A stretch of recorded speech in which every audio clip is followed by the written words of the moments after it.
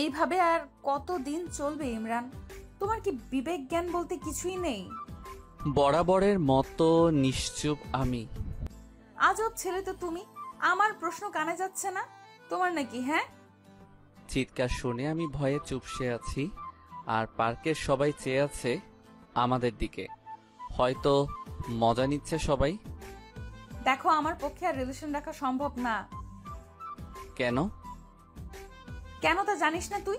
তোর মতো ছেলে আমার পায়ের নিচে পড়ে থাকে, বুঝছিস? ভাবছিলাম প্রেম করে পরে তোরে শুধরে নিব, কিন্তু শুধরানো তো কি, উল্টো আরো খ্যাত হতে লাগলো। ছোট লোক, তোর কাছে শার্ট চেঞ্জ করারও টাকা নেই নাকি? হ্যাঁ, হয়েছে নীলা, প্লিজ থামো এবার। এসব আর ভালো লাগছে না।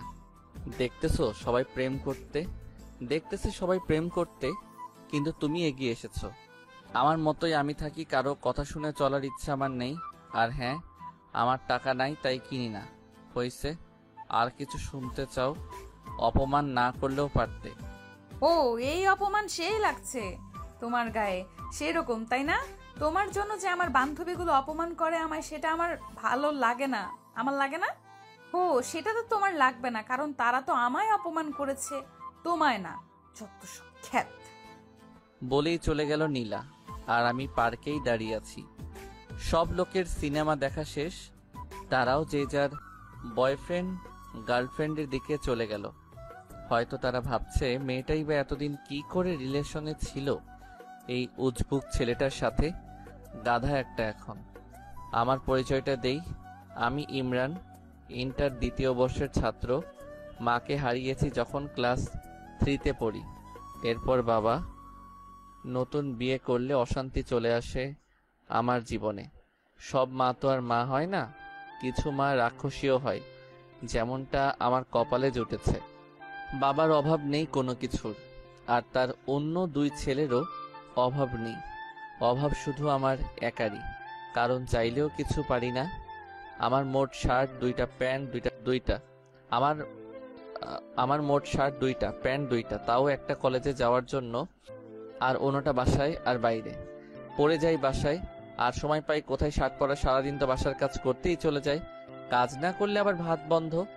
এক শার্ট পরে যাই জন্যই নীলা কথা শোনালো। আজ মাঝে মাঝে কথাগুলো অসহ্য লাগে। শুধু নীলা না, আরো অনেক মেয়েই বলেছে মাঝে মাঝে ইচ্ছে করে নিজেকে পাল্টাই, কিন্তু কিভাবে পাল্টাবো? আমার কাছে তো আর টাকা নেই। বাবাও মায়ের কথায় উঠে আর বসে, তাই আমার কথা আর ভাবেও না খুব অবাক লাগে আমার। যেখানে আমি চোখের মনি ছিলাম সেখানে আজ। আসলে সময়ের সাথে মানুষগুলাও বদলে যায়। চলুন, শুরুটা কিভাবে হয়েছিল তা বলি আপনাদেরকে। এসএসসিতে রেজাল্ট ভালো করায় জেলার সরকারি কলেজে সিট পেতে সমস্যা হয়নি। মাঝে মাঝে ভয় হতো যে সেখানে সব ধনীর ছেলেমেয়েরা পড়ে, আমি কি নিজেকে মানিয়ে নিতে পারবো তাদের সাথে, নাকি পথের মাঝেই পড়ে থাকবো। তারপরও ভর্তি হয়ে যাই কলেজে। প্রথম দিন কলেজে গেলে সবাই ঘুরে ঘুরে দেখতে থাকে আমায়। মনে হয় যে ইমরান নামের ছেলেটা অন্য গ্রহ থেকে এসেছে। দোস্ত, ছেলেটাকে দেখ, কি যে অবস্থা! এই কলেজে চান্স পায় কিভাবে এরা? শরীরের ড্রেস আপের সাথে চশমাটা যা মানিয়েছে না, দেখ। আমি কিছু না বলে চুপচাপ ক্লাস করতাম আর বেরিয়ে আসতাম। তাছাড়া কি বা বলতাম? এসব তো ছিল প্রতিদিনের ব্যাপার। কলেজে আসলে এক প্যারা, আর বাসায় আর এক প্যারা। শুরু থেকেই বলি, আমার ব্যাপারে তো জেনে গেছেন। আমি ইমরান, বাবা ধনী হলেও আমি গরিব। আর নীলা অনেক ধনী পরিবারের মেয়ে, সে দেখতেও অনেক কিউট।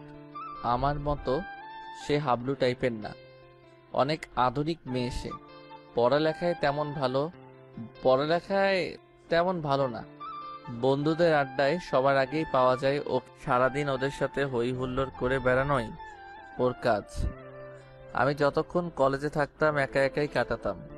ক্লাসের সবাই যখন আড্ডা দিচ্ছে তখন দেখা যেত কোনো কোণে বসে থাকতে। একদমই চুপচাপ থাকার চেষ্টা করতাম, আর তখন ক্লাসের সবাই মজা করতো আমায় নিয়ে, বলতো যে ওই দেখ খ্যাতটা আসছে। তবে এই কথাগুলো নীলার খারাপ লাগতো। এমন কথা শুনে নীলার মনে একটু মায়া জন্ম নেয়। ও ভাবে একে ভালোবেসে তারপর সবকিছু পরিবর্তন করে দিবে। অন্য 8-10টা ছেলের মতো ইমরানও সবার সাথে কথা বলবে, আড্ডা দিবে। তাই একদিন সে সরাসরি প্রপোজ করে। সেদিন আমি নীলাকে কিছু না বলেই চলে আসি, কিন্তু সেও নাছোড়বান্দা, ও পিছনে লেগেই থাকে। কলেজে যখন একা একা বসে থাকি তখন সে এসে পাশে বসে গল্প করতে চায়, হাতটা ধরতে চায়, চশমাটাও খুলে দিতে চায়, কিন্তু আমি দেই না। শুধু বোকা মার্কা একটা লুক নিয়ে বলি যে চশমা ছাড়া আমি কিছুই দেখি না। এমনভাবেই সবসময় নীলা আমার পিছনে থাকতো, যার ফলে একদিন আমি ঠিকই রাজি হয়ে যাই। তবে পরিবারের কথা লুকিয়ে রেখেছিলাম ওর কাছে। হ্যাঁ, বলার সম্পর্ক শুরু হয়, আর নীলাও তার উদ্দেশ্য অনুযায়ী পরিপাটি করার দিকে মন দেয়। সব সময় শাসনের মাঝে রাখতো, এটা করবা না, ওটা করবা না, এটা পরবা না, এটা খাবে না ইত্যাদি। আমিও শুনতাম, কিন্তু যখন সে চালচলনে পরিবর্তন আনতে বলে তখন একটু পিছু নেমে যায়। কারণ আমার তো সম্ভব না অন্য 8-10টা ছেলের মতো চলা। আমার দ্বারা সম্ভব না ক্লাসের সবচেয়ে স্টাইলিশ ছেলেটার সাথে তাল মিলিয়ে চলা, কারণ আমি কঠিন বাস্তবতার শিকার। নীলা সেই কথা জানতো না, তাই সব সময় ওকে এসব কথা বলতো। প্লিজ নিজের মাঝে একটু পরিবর্তন আনো। এত বোকা খ্যাত টাইপের কেউ হয়? তোমার কি বিবেক নেই? ক্লাসে বাকি ছেলেদের দিকে তাকাও একবার। ওরা কিভাবে চলে আর তুমি কিভাবে চলো? তখন শুধু মাথা নিচু করে করে শুনতাম। সেদিন নীলা বলে যে, শোনো, আজকে বিকালে আমার জন্মদিনের পার্টি আছে, ভালো করে রেডি হয়ে আসো। কিন্তু আমি ঠিক আগের মতোই এসেছিল। কি করবে, 2টা শার্ট আর 2টা প্যান্ট ছাড়া যে ওর কিছুই নেই।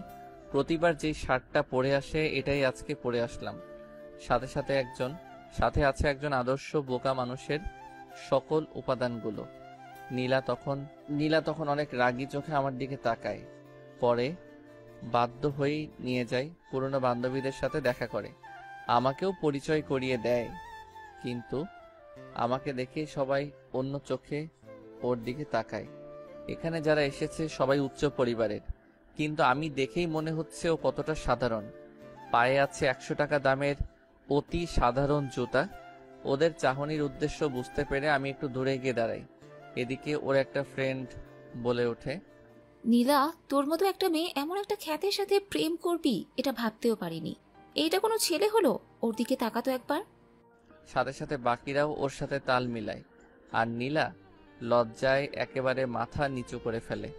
ও তার বন্ধুদের সামনে চলে আসে। আমিও সব কথা শুনেছি, তবে চুপ করেছিলাম, কারণ আমি জানতাম এমন কিছুই হবে। এটা নতুন কিছু না, এমন কথা শুনতে শুনতে অভ্যস্ত হয়ে গেছি। এরপর ওখানে না থেকে বাসায় চলে আসি। নীলা খুব রেগে গিয়ে বলেছিল, যদি কালকে শার্টটা পরিবর্তন করে না আসি তাহলে অন্য কিছু হয়ে যাবে। আমি তখন বলতে চাই আমার কথাগুলো, কিন্তু সেটা না শুনেই ফোন কেটে দেয়। খুব কষ্ট হচ্ছে আমার জন্য আজকে ওকে এতটা অপমানিত হতে হলো। ভাবলাম বাবার কাছ থেকে কিছু টাকা চেয়ে নিবে, যাতে করে নতুন একটা শার্ট কিনা যায়। কিন্তু বাবার রুমে গিয়ে দেখি প্রচন্ড ঝগড়া হচ্ছে তাদের, আর ঝগড়ার মূল কারণটাই হলাম আমি। ঝগড়ার এক পর্যায়ে মা বলে ওঠে, কি পেয়েছো তুমি? এটা আমার সংসার, তাই এখানে আমার অর্ডারে শুধু চলবে। কোনো একটা ছেলেকে এনে বাসায় রেখেছ, সারা বছর ঘাড়ে পড়ে আছে, একটু কাজ করলেই তো পারে। এটা তো আর কোনো সরকারি হোটেল না। তখন বাবা বলে, আসতে বলো, ইমরান শুনবে। কথাটা শোনা মাত্র মার আওয়াজ যেন আরো বেড়ে গেল। স্পষ্টই বোঝা যাচ্ছিল আমাকে কথাগুলো শোনানোর জন্যই এভাবে বলছে। আবার বলে উঠল, কারো যদি লজ্জা থাকলো তাহলে সে এভাবে অন্যের ঘাড়ে বসে খেত না। কতদিন একটা মেয়েকে খাওয়ানো যায়, আর খাওয়ার সময় তো একটুও কম খায় না। এটা ভাবে না যে এখানে দয়ার খানা খাচ্ছে সে। মা এর সবগুলো কথাই শুনি, কিন্তু জবাব দেওয়ার মতো শক্তি নেই। তাই চোখের অশ্রু ফেলেই তার সেই কথার জবাব দিলাম। ফুপিয়ে ফুপিয়ে কাঁদতে লাগলাম। কেন আজকে আমি এমন অবস্থার সম্মুখীন? আমারও তো অনেক সুন্দর একটা পরিবার ছিল, কত সুখের ছিল পরিবারটা। বাবা মায়ের একমাত্র সন্তান ছিলাম, অঢেল সম্পত্তির মালিক ছিল বাবা, কিন্তু আচমকাই একটা অসুস্থতায় মা মারা যায়, যার ফলে আজকের এই পরিস্থিতি, আর আমি হয়ে যাই এতিম। লাবিব তখন ছোট ছিল, তাই সেই সুযোগে তার চাচা তাদের সব সম্পত্তি নিয়ে যায়। লাবিব হয়ে যায় একদম নিঃস্ব। সেদিন আর বাবার কাছে টাকা চাইতে পারিনি, যার ফলে আর কিছু কিনাও হয়নি। রাতে না খেয়েই ঘুমিয়ে পড়ি। পরদিন সকালে পকেটের 10 টাকা দিয়ে গিয়ে বাইরে নাস্তা করে নেই। দুপুরটা না খেয়ে কাটিয়ে দেই। আমি যে না খেয়ে আছি এটা আমার ঠিকই বুঝতে পেরেছে, কিন্তু একবারের জন্য খেতে বলেনি।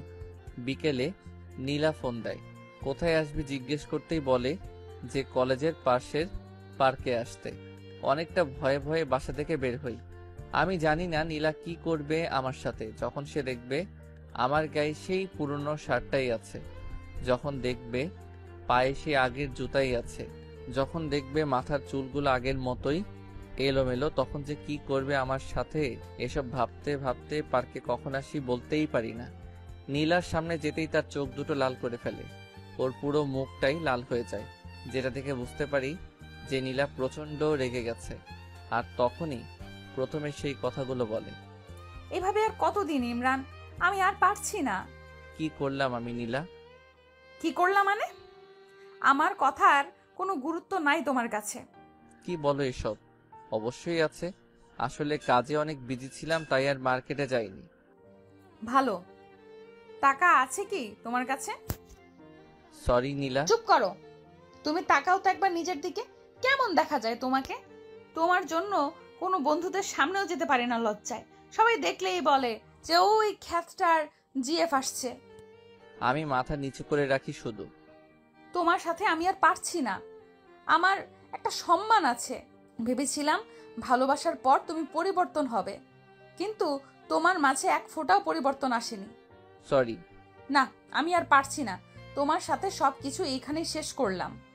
এটা বলেই নীলা উঠে চলে গেল, আর আমি অশ্রু ভেজা চোখে ওর চলে যাওয়ার দিকে তাকিয়ে থাকি। এছাড়া কি বা আর করতে পারি? এই মুহূর্তে প্রচন্ড কষ্ট হচ্ছে, গাল বেয়ে বেয়ে চোখের পানি পড়ছে। আমি জানি নীলা আমার সম্পর্কে কিছুই জানে না, তাই এমন করেছে, কিন্তু সে কি করবে? তার তো কিছুই করার নেই।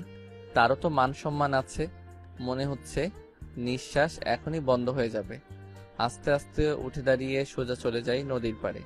সেখানে গিয়ে বসে চোখ থেকে চশমাটা খুলে ইচ্ছা মতো কেঁদে নেই। যদি মা থাকতো, কারো দয়ার পাত্র হয়ে থাকতে হতো না, এতটা অসহায়ও থাকতে হতো না। একটু পর চোখের পানিটা মুছে আকাশের দিকে তাকাই আর চিৎকার করে বলতে থাকি, আল্লাহ, কেন তুমি এমন করলে আমার সাথে? কি দোষ করেছিলাম আমি? কেন এত কষ্ট দাও আমাকে? কেন আমার মাকে কেড়ে নিলে আমার কাছ থেকে? কেন তার আদর ভালোবাসা আমাকে পেতে দিলে না? আমার এখনো মনে পড়ে, ছোটবেলায় চুল কাটাইতে চাইতাম না, জন্য মা জোর করে বাবার সাথে পাঠাই দিত। আর এখন সেই চুল কাটাতে চাইলেও টাকা নেই। ঈদের দিনে সকালে উঠে মা এসে আগে আমায় আমার গিফট দিত, কত আদর করেই না লাচ্ছা খাওয়াই দিত। আর এখন আমার সৎ ভাইদের সৎ মা খাওয়াই দেয়, ঈদের ড্রেস দেয়। আমি শুধু চেয়ে দেখি, কি আর করব, মা নেই যে। কিছুক্ষণ পর খেয়াল হলো যে অনেক রাত হয়ে গেছে, সাথে প্রচন্ড ক্ষুধা একদম সহ্য করতে পারি না, তাই বাসার দিকে এগিয়ে যাই। বাসায় আবার যে কি অপেক্ষা করছে কোনো কাজই করা হয়নি। বাসার সিদ্ধান্ত নেই, যত কিছুই বলুক কান পেতে সেগুলো শুনবো আর খেয়ে নিব। বাসায় মা বসে বসে টিভি দেখছিল, কিন্তু আমি এসে কলিং বেল বাজাতেই উনি প্রচন্ড বিরক্ত হন। প্রথমে ভেবেছিলেন ওনার স্বামী এসেছে, কিন্তু দরজা খুলে যখন দেখেন আমি দাঁড়িয়ে আছি, তখন ওনার রক্ত গরম হয়ে যায়। প্রচন্ড রেগে কথা বলে, থাকিস কই? এত রাতে কেউ বাসায় আসে? এটা কি নিজের বাসা পাইছস? থাকছস অন্যের বাসায়, লজ্জা করে না? আবার এত রাত করে বাসায় ফিরস? চুপ করেই কথাগুলো শুনতে থাকি, কিছুই বলার নেই। রুমে এসে কিছুক্ষণ শুয়ে থাকি, তারপর ক্ষুধার জ্বালায় মায়ের সামনে যাই। ওনার সামনে গিয়ে দাঁড়াতেই উনি রাগী চোখে তাকায়। একটু ভয় পেলেও বাধ্য হয়ে বলি যে, মা, খাওয়ার মতো কিছু আছে? খুব ক্ষুধা লেগেছে। এই পাইছস কি তুই? হ্যাঁ, তোর খাওয়া দেখে মনে হচ্ছে না তোর মা এখানে কোনো হোটেল দিয়ে রাখছে। বিনা পয়সায় তো 15 বছর পার করলি, আর কতদিন? খাবি অন্যের ঘাড়ে? মা, আমি একটা চাকরি পাই, তারপর আপনাদের সব টাকা শোধ করে দেব। প্লিজ এখন আমাকে কিছু খেতে দিন, খুব ক্ষুধা লেগে আছে। আমার ঠেকা পড়ে নাই তোকে খাওয়ানোর। আচ্ছা, তোর কি কোনো বিবেক নাই?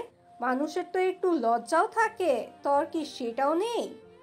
মাথা নিচু করে রাখি। একটু পর মা উঠে গিয়ে কতগুলো শুকনা মুড়ি এনে দেয় আর বলে, এই নে দয়ার খানা, তোর কাছে হাত জোর করে বলি, দূর হ তুই।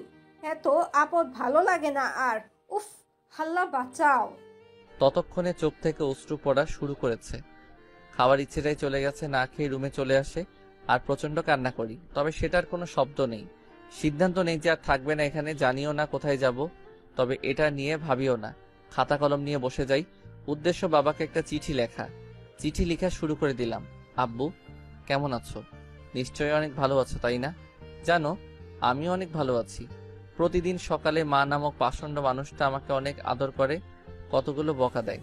প্রতিবার খাওয়ার সময় কত সুন্দর করে আমাকে বিভিন্ন কথা বলে। আচ্ছা, তুমি কি সেটা শোনো না, দেখো না, নাকি দেখেও না দেখার ভান করো? কষ্ট হয় না তোমার সেই ছোট্ট ইমরানের জন্য? জানো, আজকে প্রায় একদিন না খেয়ে আছি। তুমি জানো আমি ক্ষুধা একদমই সহ্য করতে পারি না, কিন্তু দেখো আমি ঠিকই এখন পারছি। আমি না অনেক পরিবর্তন হয়ে গেছি। এখন আর কাঁদি না, কাউকে জড়িয়েও ধরি না, শুধু চুপচাপ থাকি আর ভাবি, হয়তো মা থাকলে আমার সাথে কখনো এমন হতো না। কোথায় হারিয়ে গেলে? অনেক ভালোবাসি তোমাকে, সত্যি অনেক ভালোবাসি। ইতি, তোমাদের আদরের সন্তান। এরপর ছাদে চলে যাই। তারপর কিছুক্ষণ আকাশের দিকে চেয়ে থাকি। তারপর এসেই সবকিছু গুছিয়ে নেই। খাতা কলমটা এখনো ব্যাগে নেওয়া হয়নি। ওটার দিকে চোখ পড়তেই নীলার কথা মনে পড়ে যায়। কত ভালোবাসতাম তাকে, বাঁচার স্বপ্ন দেখেছিলাম তাকে নিয়ে, কিন্তু সেও ছেড়ে চলে গেছে। নীলা সত্যটা জানা দরকার, তাই নীলার জন্যেও একটা চিঠি লেখা শুরু করে দিলাম। নীলা, হয়তো ভালো আছো, ভালো তো থাকবেই। তোমার জীবন থেকে একটা বাধা দূর হয়েছে যে। আসলে আমি জানতাম না তুমি কি দেখে আমাকে ভালোবেসেছিলে, তাই তো তোমার কথায় রাজি হচ্ছিলাম না। কিন্তু যখন তুমি বারবার এসে আমাকে বলতে লাগলে, তখন কেন যেন আমার মনে হলো তুমি সত্যি ভালোবাসো আমাকে। তাই হ্যাঁ বলে দিয়েছিলাম। কিন্তু আস্তে আস্তে আমি বুঝতে পারি আমার চলাফেরা তোমার চাহিদা মতো হচ্ছে না। তোমার মনের মতো আমি হতে পারছি না। পারবো কিভাবে? তুমি চাইতে আমি অন্য সবার মতো থাকি, সবাই যতটা স্মার্ট হয়ে থাকে আমিও সেটা করি। কিন্তু একটা কি জানো, আমার দ্বারা সেটা সম্ভব ছিল না। কারণ সেই ছোটবেলাতেই আমি আমার মাকে হারিয়েছি, তারপর এলাকার অনেক কষ্টে এতটুকু আসতে পেরেছি। এখানে সৎ মায়ের কাছে থাকতাম, যার বিনিময়ে আমাকে প্রতিনিয়ত অপমানিত হতে হতো। জানো, শার্ট কেনার মতো আমার সেই অবস্থা ছিল না, না হয়তো আমি অবশ্যই কিনতাম। কে না চাই তার প্রিয় মানুষের মনের মতো হতে বলো? আমি চলে যাচ্ছি দূরে, অনেক দূরে। জানি না কোথায় যাব, কিন্তু কথা দিচ্ছি আর তোমার সামনে আসবো না। ভালো থেকো। এটা নিয়ে বাসা থেকে বের হয়ে যাই। আসার সময় মাকে বলে আসি যে যদি কিছু করে থাকি তাহলে ক্ষমা করে দিতে। আমি হয়ে যাওয়ার পর মার মুখে বিশ্বজয়ের হাসি ফুটে উঠেছিল। চিঠিটা নিয়ে সোজা নীলাদের বাসায় চলে আসি। দারোয়ানকে চিঠিটা নীলাকে দিয়ে দেওয়ার জন্য বলি, তারপরে সামনের দিকে পা বাড়াই। ইমরান জানে না সে কোথায় যাচ্ছে। লেখক সেখানে থমকে দাঁড়ায়, দু চোখ দিয়ে শুধু দেখতে থাকে ইমরান এগিয়ে যাচ্ছে সম্মুখে, গন্তব্যহীন পথে। তার সাথী হিসেবে আছে হাজারো অব্যক্ত কথা আর বুক চিরে দেওয়ার মতো কষ্ট। একটা সময় ইমরান মিলিয়ে যায় রাতের অন্ধকারে, আর দেখা যায়নি তাকে। চশমা পরা বোকা ছেলেটা ফেরেনি আর। দারোয়ান নীলাকে ঠিকই চিঠিটা দিয়েছিল। নীলা চিঠিটা পড়া মাত্রই চিৎকার করে কেঁদে ওঠে। সে কান্না করতে করতে বাসা থেকে বের হয়েছিল ইমরানকে খুঁজতে, কিন্তু ততক্ষণে নীলা বড্ড দেরি করে ফেলেছে। খুঁজে পায়নি কোথাও চশমা পরা বোকা ছেলেটাকে। নীলা পুরো শহর খুঁজে বেড়াচ্ছে ইমরানকে।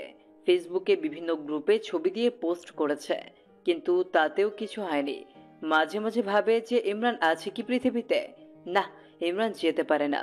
ঠিক এই বিশ্বাসটা নিয়েই খুঁজতে থাকি ইমরানকে। কিন্তু এই পৃথিবীতে এত মানুষের ভিড়ে কাউকে খুঁজে পাওয়া কি এতটাই সোজা? এভাবেই চলতে থাকে দিন। আর দেখতে দেখতে পরীক্ষাও চলে আসে। নীলা ভাবে ইমরান হয়তো এইচএসসি পরীক্ষা মিস করবে না, তাই সে প্রতিটা দিন সবার আগে এক্সাম হলে চলে যায়। কিন্তু এতেও কোনো কাজ হয়নি। যে চলে যায় সে একেবারেই চলে যায়, ফেরার জন্য হয়তো চলে যায় না। এর মধ্যে ঘটে যায় অন্য এক কাণ্ড। ফেসবুকে হঠাৎ মেসেজ রিকোয়েস্ট চেক করতে ইচ্ছে হলো নীলার।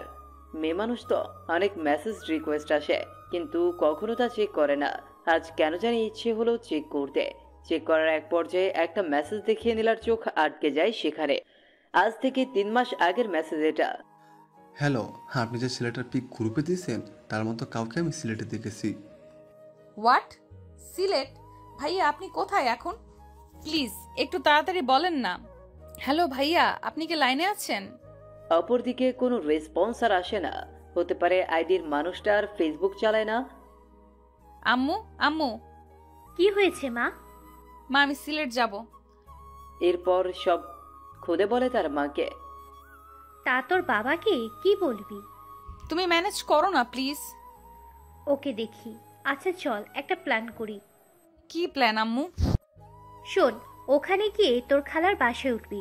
তারপর তোর বাবাকে বলবি আমি এখান থেকে অ্যাডমিশন কোচিং করব। তানহা আছে, ওখানে একসাথে যাওয়া আসা করবি। বেশ হবে, তাই না? হোয়াট আইডিয়া আম্মু, love you. I love you to my sweet মামনি। আসলে নীলা আর ওর মায়ের সম্পর্কটা অত্যন্ত মধুর। অনেক মেয়েরই মায়ের সাথে এরকম ভাব থাকে। আপনাদের কারো এরকম মা থাকলে অবশ্যই অবশ্যই বলবেন কমেন্টে। এরপর প্ল্যান অনুযায়ী চলে যায় সিলেট। সেখানে তার ছোট মামুনি, খালু আর তার সমবয়সী এক বোন যার নাম তানহা আছে। বাসে উঠলে পরের দিন গিয়ে বাস স্টপে নামে। এরপর তার বোন নিতে আসলে তার সাথে চলে যায়। হ্যালো মামুনি, কেমন আছো? আমি ভালো মা, তুই? মামুনি তুমি কিন্তু আরো মোটু হইছো। সে কথা বলিও না, বসে বসে শুধু গিললেই হবে। কি বললা তুমি? আমি গেলি আর তুমি বসে থাকো মনে হয়। দিন দিন ডায়েট কন্ট্রোলে না রেখে বাড়াচ্ছে আর আমাকে বলতে আসছে এখন। নীলা চল, উপরে এতে ঝগড়া থামবে না এখন। দেখলি আমি এসেই বাজায় দিলাম ঝগড়া। এখন দেখবি আরো কত ঝগড়া লাগে। রাতে দুইজনকে ঝগড়া শেখাবো। আল্লাহ গো, তুই পারিস নীলা। ওই, আমি না পারলি কি তুই পারবি? আচ্ছা বল, এখন হঠাৎ তোর জেলার কোচিং বাদ দিয়ে এখানে কারণটা কি? কোনো কারণ নাই, এমনিতেই তোর সাথে থাকবো তাই। ওই দেখ, আমার সামনে কোনো রকম চালাকি চলবে না, সত্যি করে বল। ইমরানের কথা বলছি না তোকে? ওই খ্যাতটা তো কি করছে হাদারাম? ওকে সেদিন অনেক অপমান করি জন্মদিনে। তারপর থেকে অনেক খুঁজেছি আর পাইনি, এই চিঠিটা পাইছি শুধু। এরপর তানহা চিঠিটা পড়ে সেও নিজেকে আর সামলাতে পারে না। নীলা একটা মা কিভাবে এরকম হতে পারে? এরা মা না অন্য কিছু? বাদ দে, আমাদের কাজ ওকে খুঁজে বের করা। তাই করতে হবে। পর কোচিং, বাসা, শহর সব জায়গা খুঁজেছে, কিন্তু কপাল খারাপ, কোথাও পায়নি। খুঁজে পায়নি সেই আইডি থেকে কোনো সিগন্যাল। এদিকে আস্তে আস্তে দিনও যেতে থাকে। ভর্তি পরীক্ষা, অনার্স সব শেষ। ইমরানের কথা মনে করতে করতে যে কিভাবে 4টা বছর কেটে গেল নীলার জীবন থেকে। মাঝে মাঝে এইসব মনে করে অনেক হাসি পায়। নীলা এতদিন যে খোঁজেনি তা কিন্তু না। প্রতিটা দিন যেখানে গেছে সেখানেই খুঁজে বেরিয়েছে, কিন্তু পায়নি। দেশের প্রায় সব জায়গায় খুঁজেছে নীলা। মাঝে মাঝে ভাবে যে সামান্য দেশের মানুষগুলোর মাঝে নিজের ভালোবাসাকে খুঁজে পাচ্ছে না। তাহলে কি ভালোবাসলো সে? নীলা মা, ওর তাড়াতাড়ি, আজ তোর ইন্টারভিউ না? আজ নীলা জবের ইন্টারভিউ দিতে যাচ্ছে। জীবনে যাই হোক, কখনো পড়াশোনার সামনে মাথা নত করেনি, তাই আজ এই জায়গায় এসে দাঁড়িয়েছে। হ্যাঁ আম্মু, উঠতেছি। আয় নাস্তা খেয়ে নে। উফ আম্মু, সকালে ডিম খেয়ে গেল, ইন্টারভিউ ডিম পাবো। চুপচাপ খেয়ে নে। ওকে ওকে।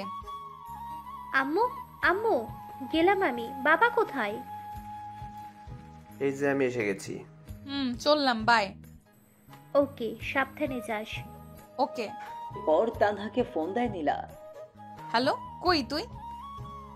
এই তো বের হলাম, তুই কোথায়? আমিও বার হইছি। ওকে আয়। এরপর তারা তাদের গন্তব্যে ফিরে ওয়েটিং রুমে বসে অপেক্ষা করছে। একটু পর তানহা ডাক এলো। সে নীলাকে রেখে চলে গেল ভেতরে, আর 15 মিনিট পর ফিরে এলো। কি হইল ভেতরে?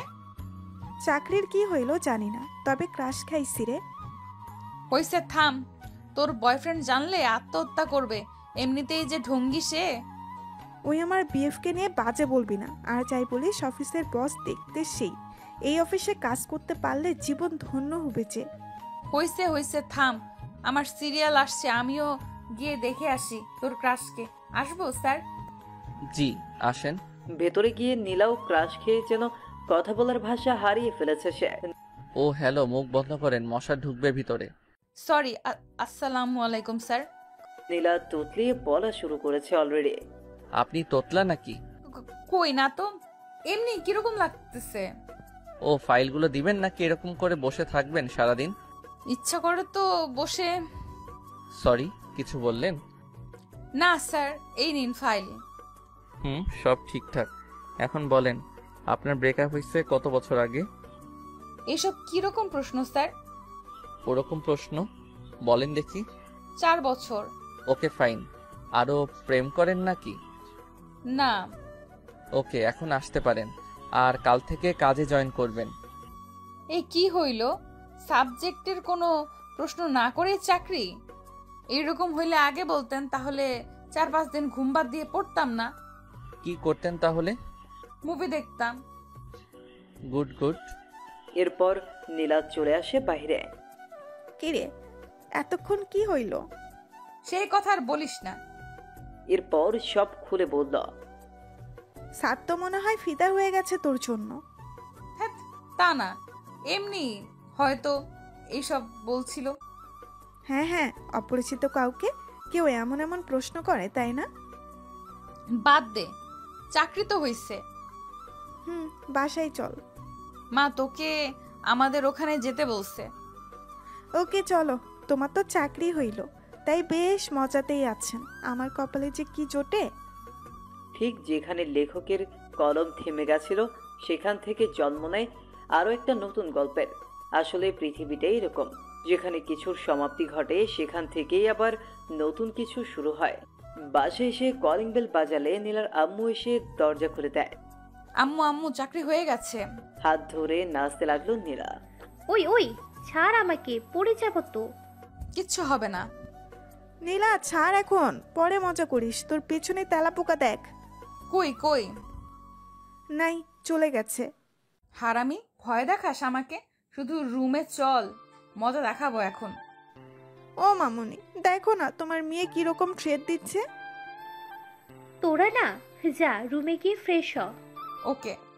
এরপর দুজনে উপরে চলে যায়। তানহা, এখানে আয়, দরজা লাগিয়ে।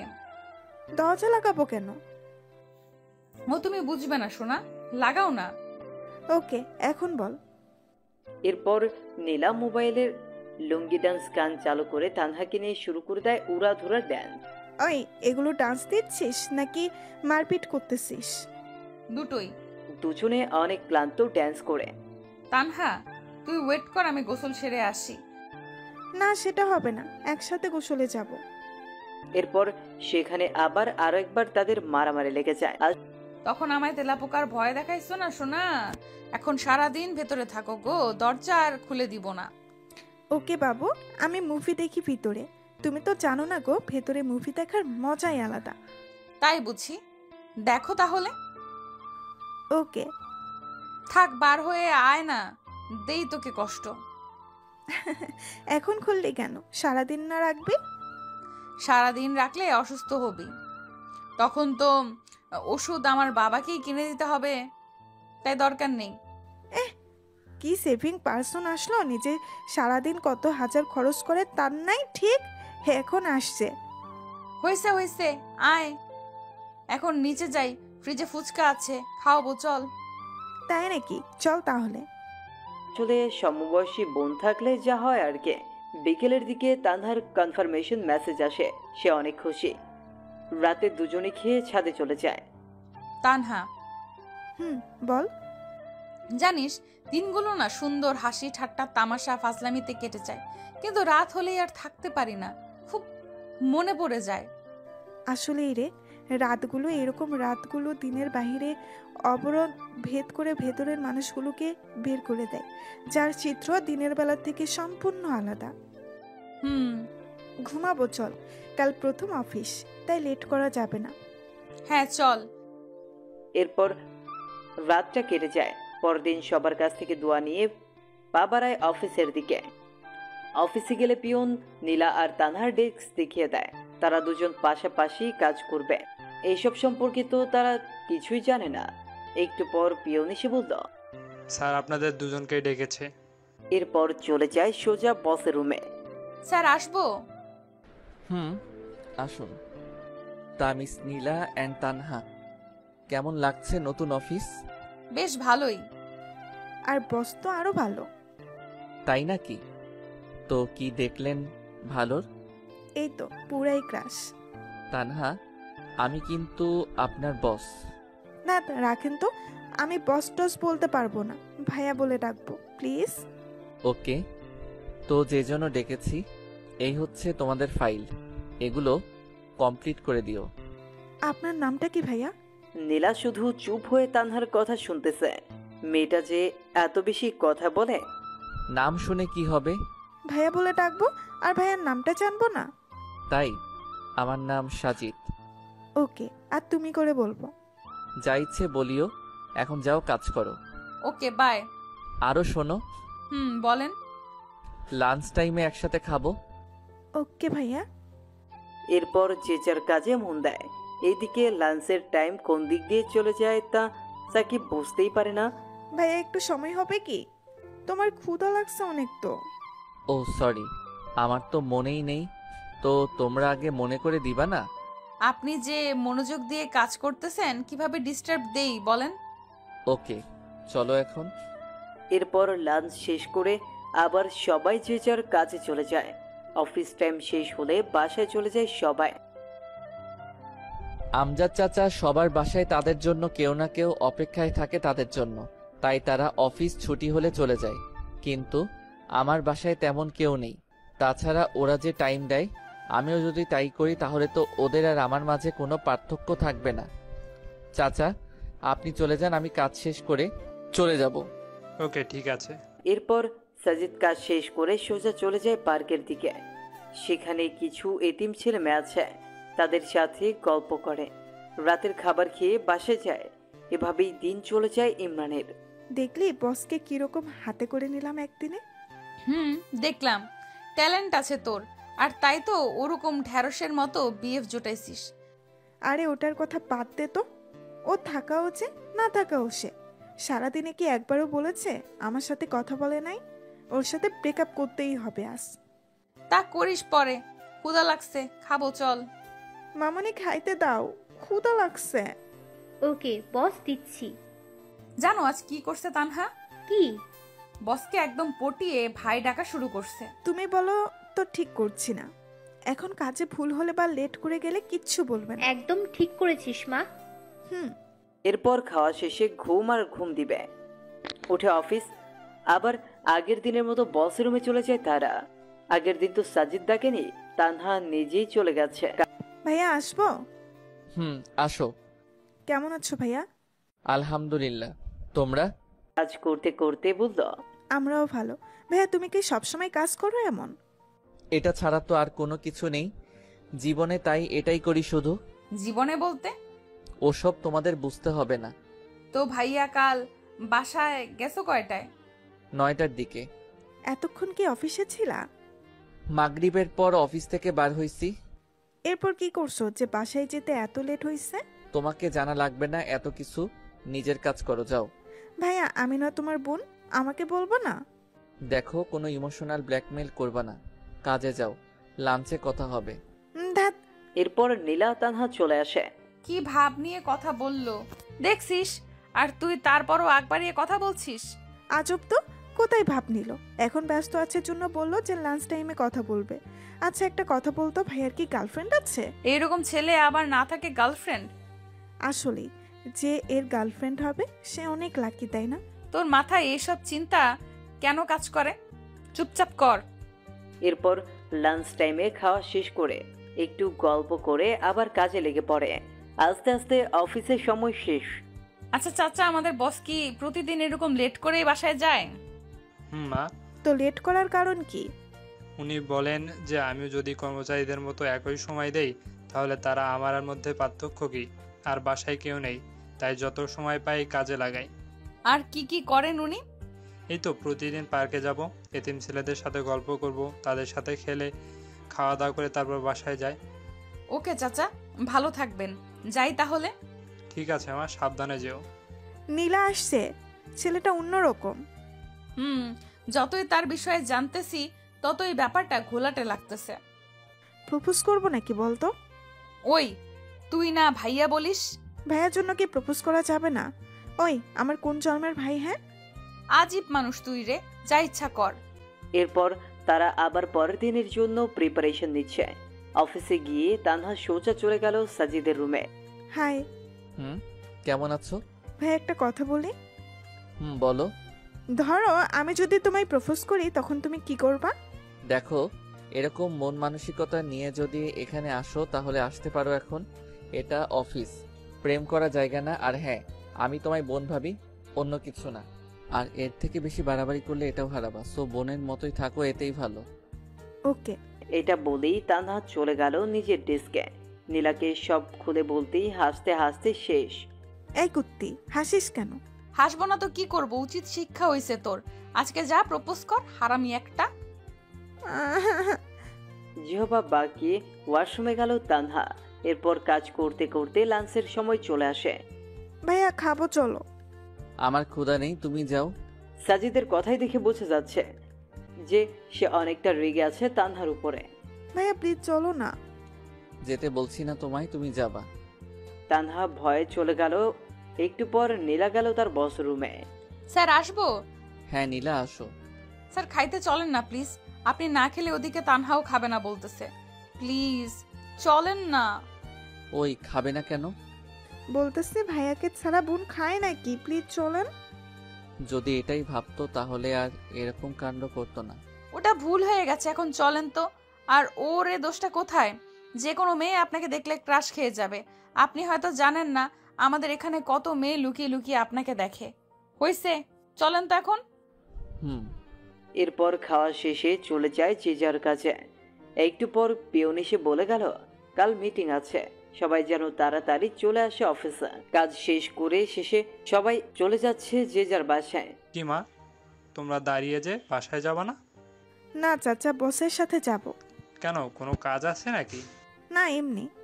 ওকে দাঁড়াও, আমি বলতেছি, তোমরা অপেক্ষা করতেছো। চাচা তাড়াতাড়ি আসতে বলেন। একটু পর সাজিদ বাইরে চলে আসলো। কি তানহা, বাসা না গিয়ে এখানে কেন এখনো? তোমার সাথে যাব তাই। কিন্তু আমি তো এখনই যাব না, এখান থেকে পার্কে, তারপরে রাতেই বাসায় যাব। কেন, পার্কে কি স্পেশাল কেউ আছে নাকি যে আমরা গেলে সমস্যা হবে ভাইয়া? আরে তা না, ওকে চলো। আচ্ছা ভাইয়া, তুমি এতটা গুছালো কি করে? ও তাহলে এসব বলার জন্য সাথে আসছো? আরে তা না, বলো না ভাইয়া প্লিজ। চুপচাপ চলো। একটু পর তারা পার্কে পৌঁছে গেল। আর সাজিদ পার্কে যেতেই সব ছেলে মেয়েগুলো চলে আসলো। এরা কারা? কেন দেখতে পাচ্ছ না? তা তো দেখতেছি, কিন্তু তোমার সাথে কি? এরাই আমার ভাই বোন বন্ধু, আমার মতো এরাও একা। তবে একটা পার্থক্য আছে, আমি মা বাবাকে হারাইছি আর এদের মা বাবা এদের ফেলে দিয়েছে। সমাজে এদের অগ্রাধিকার নেই, কারণ এরা নোংরা ভালোবাসার ফসল। এটাই তো আমাদের দেশ। বুঝলাম।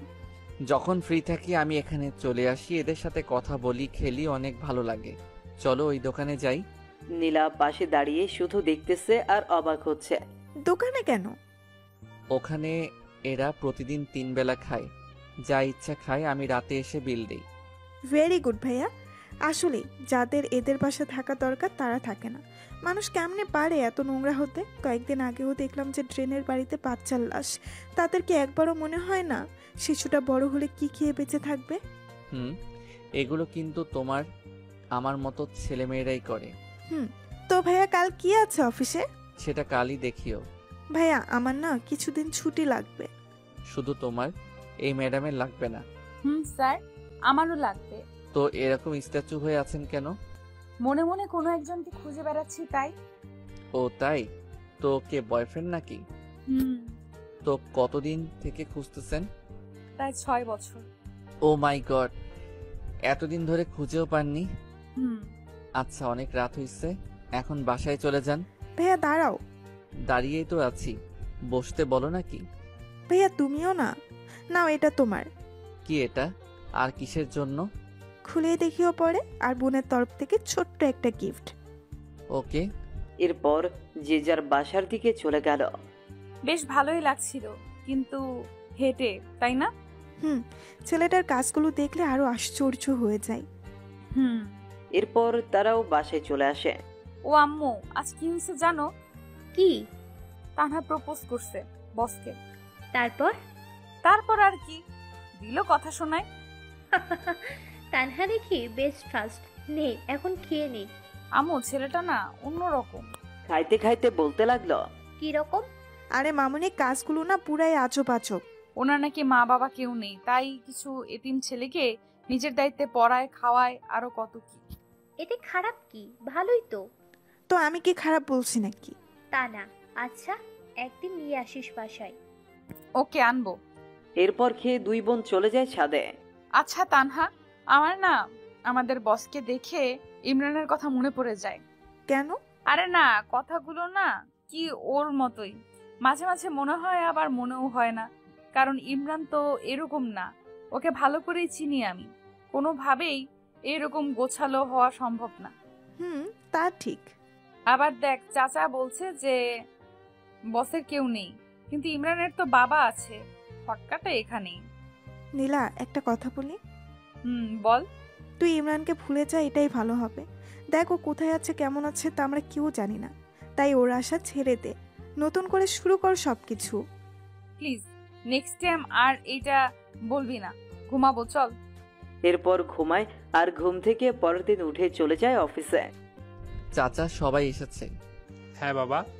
সবাইকে কনফারেন্স রুমে যেতে বলেন, আমি আসতেছি একটু পর। একটু পর সবাই চলে আসলো। Hello guys, attention please. কাজ তো অনেক হলো, এবার একটা আনন্দ মজা করার দরকার। তাই ঠিক করছে, আগামী বুধবার আমরা ঘুরতে যাব বান্দরবনে। কি তোমরা প্রস্তুত তো? Yes sir. So guys, let's enjoy. আর আশা করি এখনো 2 দিন বাকি আছে। এই 2 দিন সবাই সবার কাজগুলো সেরে ফেলবেন, আর বুধবার ঠিক 7টায় অফিসে চলে আসবেন। ওকে। সবাই সবার কাজে চলে গেল। নীলা দেখ, স্যারের ফিলিংস আছে বলতে হবে। ঠিক বলছিস। দাঁড়া, বসের রুম থেকে আসতেছি। ওখানে কেন আবার? আহা, ওয়েট কর না। ভাইয়া আসবো? আসো। একটা রিকোয়েস্ট রাখবা প্লিজ? কি বলো আগে, তারপর ভেবে দেখব। ঘুরতে যাওয়ার সময় আমার পাশে বসতে হবে, প্লিজ প্লিজ প্লিজ। ওকে, যদি সকলের সিট আগে ফিল আপ হয় তো বসবো, বাট সিট কম পড়লে সরি। ওকে, থ্যাঙ্কস। কি হইল রে ভেতরে? কি আর হবে, স্যারকে পাশে বসানোর টিকিট নিলাম। গুড। এইভাবে আস্তে আস্তে যাওয়ার দিন চলে আসে। সবাই যথাসময় পৌঁছে যায়। তানহা, সামনে দেখ। কি রে, সামনে? ও মাই গড, কে এটা? আমাদের বস। গিটার, ক্যামেরা, কি এসব? মনে হচ্ছে মজা ভালোই হবে। Hello, how are you? Fine sir, আপনি? ভালো। শোনো, আমাদের জার্নি কিন্তু টোটাল 14 ঘন্টার। এই টোটাল সময়টা অনেক মজা হবে। চাচা কই আপনি? বাবা, আমি রেডি। ওকে, তাহলে গাড়ি ছাড়তে বলেন। সবাই শোনো, কেউ কানে ইয়ারফোন লাগিয়ে গান শুনবা না। মোবাইলের গান তো প্রতিদিনই শুনি, আজ না হয় অন্যের খালি গলায় শুনবো। যার যেই গান শুনতে ইচ্ছা করবে, আর এখানে যার গলায় শুনতে ইচ্ছা করবে বলবা আমাকে। সে গান না পেলেও ওই গানের নিম্ন 6 লাইন গাইতে হবে। ক্লিয়ার সবার? তো আগে আমি শুরু করছি একটা গান দিয়ে, এরপর তোমরা শুরু করবা। কার কি গান আর কার কাছ থেকে শুনবা? ওকে। এরপর সাজিদ আস্তে করে গিটার হাতে নিয়ে সুন্দর একটা সুর তুলে বলতে শুরু করলো। চোখে চোখ রেখে বসে আছি এভাবে, দেখো না কি তুমি আমার মনে যে কে, আমার চোখে কি দেখোনি? মনের কথা কি বোঝনি? তবু একবার দেই বলে ভালোবাসি তোমাকে, আবারও বলছি তোমাকে বেসেছি আমি ভালো। এইভাবে সম্পূর্ণটাই শেষ করলো। আর একটা হবে। আরে না, এখন আমি রিকোয়েস্ট করব আমাদের চাচাকে একটা গান বলতে। চাচা আজ না করতে পারবেন না। ইয়াহু। চাচা শুরু করেন। এরপর চাচা শুরু করলো মাইলসে ফিরিয়ে দাও গান। কি চাচা, কাকে বলতেছেন এই বয়সে প্রেম ফিরিয়ে দিতে? সবাই তো হাসতে হাসতে শেষ। কই, কাউকে না তো, আমি গান বললাম। আমি বুঝছি চাচা, এই বয়সে কাকে মন দিলেন? স্যার, আমাদের সকলের একটা প্রশ্ন আছে। কি প্রশ্ন? আপনি কিভাবে এই কম বয়সে একটা কোম্পানির মালিক হলেন? মানে আপনার জীবনী নিয়ে জানতে চাই। ওটা শেষে বলবো, এখন গানের পর্বটা শেষ হোক। এই তানহা শোন, নীলা তানহার কানে কানে বলতেছে, কি বল? যে গানটা স্যার বললো সেটা ইমরানের খুব ফেভারিট। আমাকে সে অনেকবার শুনিয়েছে, কিন্তু ইমরান গিটার বাজাতে জানে না। তোর সব কথা রেখে সামনে তাকা। স্যার প্লিজ এখন বলেন না আপনার জীবন সম্পর্কে। খুব জানতে ইচ্ছে করে যে মানুষটা কিভাবে এতটা গোছালো হতে পারে। আসলে এসবের পিছনে আমার গার্লফ্রেন্ডের অবদান। তার সাথে দেখা হলে একটা ধন্যবাদ দিব। তার করা অপমানগুলোই জেদ হয়, আর আমি সামনে এগিয়ে যাই। কত যে কষ্ট করতে হয়েছে এই জায়গায় আসতে, সেটা আল্লাহ আর আমি জানি। বাদ দাও ওসব, বাকিটা পরে। ওমা গো, গার্লফ্রেন্ডের হাত তো ভাইয়া এখনো আছে কি? নেই, তবে চোখ বন্ধ করলেই দেখতে পাই। তো এখন আমার প্রশ্ন নীলার কাছে। আজ সে তার ব্রেকআপের গল্প বলবে। এরপর মিস্টার খালিদ আপনি রেডি থাকবেন। আপনাকে এমন কিছু বলতে হবে যেন সবাই হাসে। আসলে আমার বিএফের নাম ইমরান। নিজেই একদিন ভুল করেছি আর সে চলে গেছে। কি ভুল করেছিলেন? অপমান করেছিলাম। এরপর 6 বছর ধরে খুঁজতেছি, কিন্তু পাচ্ছি না। বাবা, এত ভালোবাসা তার জন্য যদি ফিরে আসে এখন, তো কি করবেন? 2 গালে থাপ্পড় দিব। কেন? আমাকে এত কষ্ট দেওয়ার শাস্তি পাবে না? এত রাগ তার উপর? হুম। তো খালিদ সাহেব, এখন তো আপনার পালা। স্যার একটু সময় দেন, ঠিক করে নিই কোনটা বলবো। ওকে 1 ঘন্টা বিরতি দিলাম। চাচা খাবার দেন সবাইকে। এরপর সাজিদ গিয়ে সোজা তার সিটে বসে পড়ল, মানে তানহার পাশের চেয়ারে। ভাইয়া তোমাকে কিন্তু সেই লাগছে আজ। তাই? তোমরা 2 জনও কম না কিন্তু। খাওয়া শেষে সবাই রেস্ট নিচ্ছে আর সাজিদ এক ধ্যানে বাইরে তাকাচ্ছে। স্যার বাইরে কি দেখেন? কিছু না, এমনি শহরটা দেখি। আপনার রিলেশনের কথা কিন্তু জানতে পারিনি এখনো। সেই মেয়েকে দেখতে ইচ্ছে করে যে কিনা আপনার মতো কাউকে পেয়েও অপমান করেছে। হইছে, আর দেখতে হবে না। খালিদ সাহেব শুরু করেন না। সবাই দেখেন না কিরকম গোমরা মুখ করে বসে আছে। আমি যেটা বলবো সেটা শুনে কেউ হাসতে হাসতে অজ্ঞান হলে কিন্তু আমার কোনো দোষ নেই স্যার। কি যে বলি কিছুই বুঝতেছি না। কিছু একটা বলেন স্যার। খালিদ সাহেবের ক্রাশ মিস সীমা। আচ্ছা তাহলে শুরু করি। গ্রামের পরিবেশ কীরকম সেটা আশা করি সবাই জানে। গ্রামে সব মানুষের ঘরে টয়লেট থাকে না, তাই যাদের টয়লেট থাকে না তারা তাদের কাজ সারার জন্য আসলে বাসবাড়িকে বেছে নেয়। এর মধ্যে কিছু মানুষ আছে যারা আবার নিচে কাজ চালাতে পারে না। কাজ চালানোর জন্য তারা বিভিন্ন গাছের উপরে ওঠে। তো এক লোকের অভ্যাস হচ্ছে যে গাছে উঠে সিগারেট খাওয়া প্লাস টয়লেট সারা। প্রতিদিনের মতো সেদিন বাসবাড়িতে গেলে সেদিন এক অন্যরকম কিছু ঘটে। কিরকম?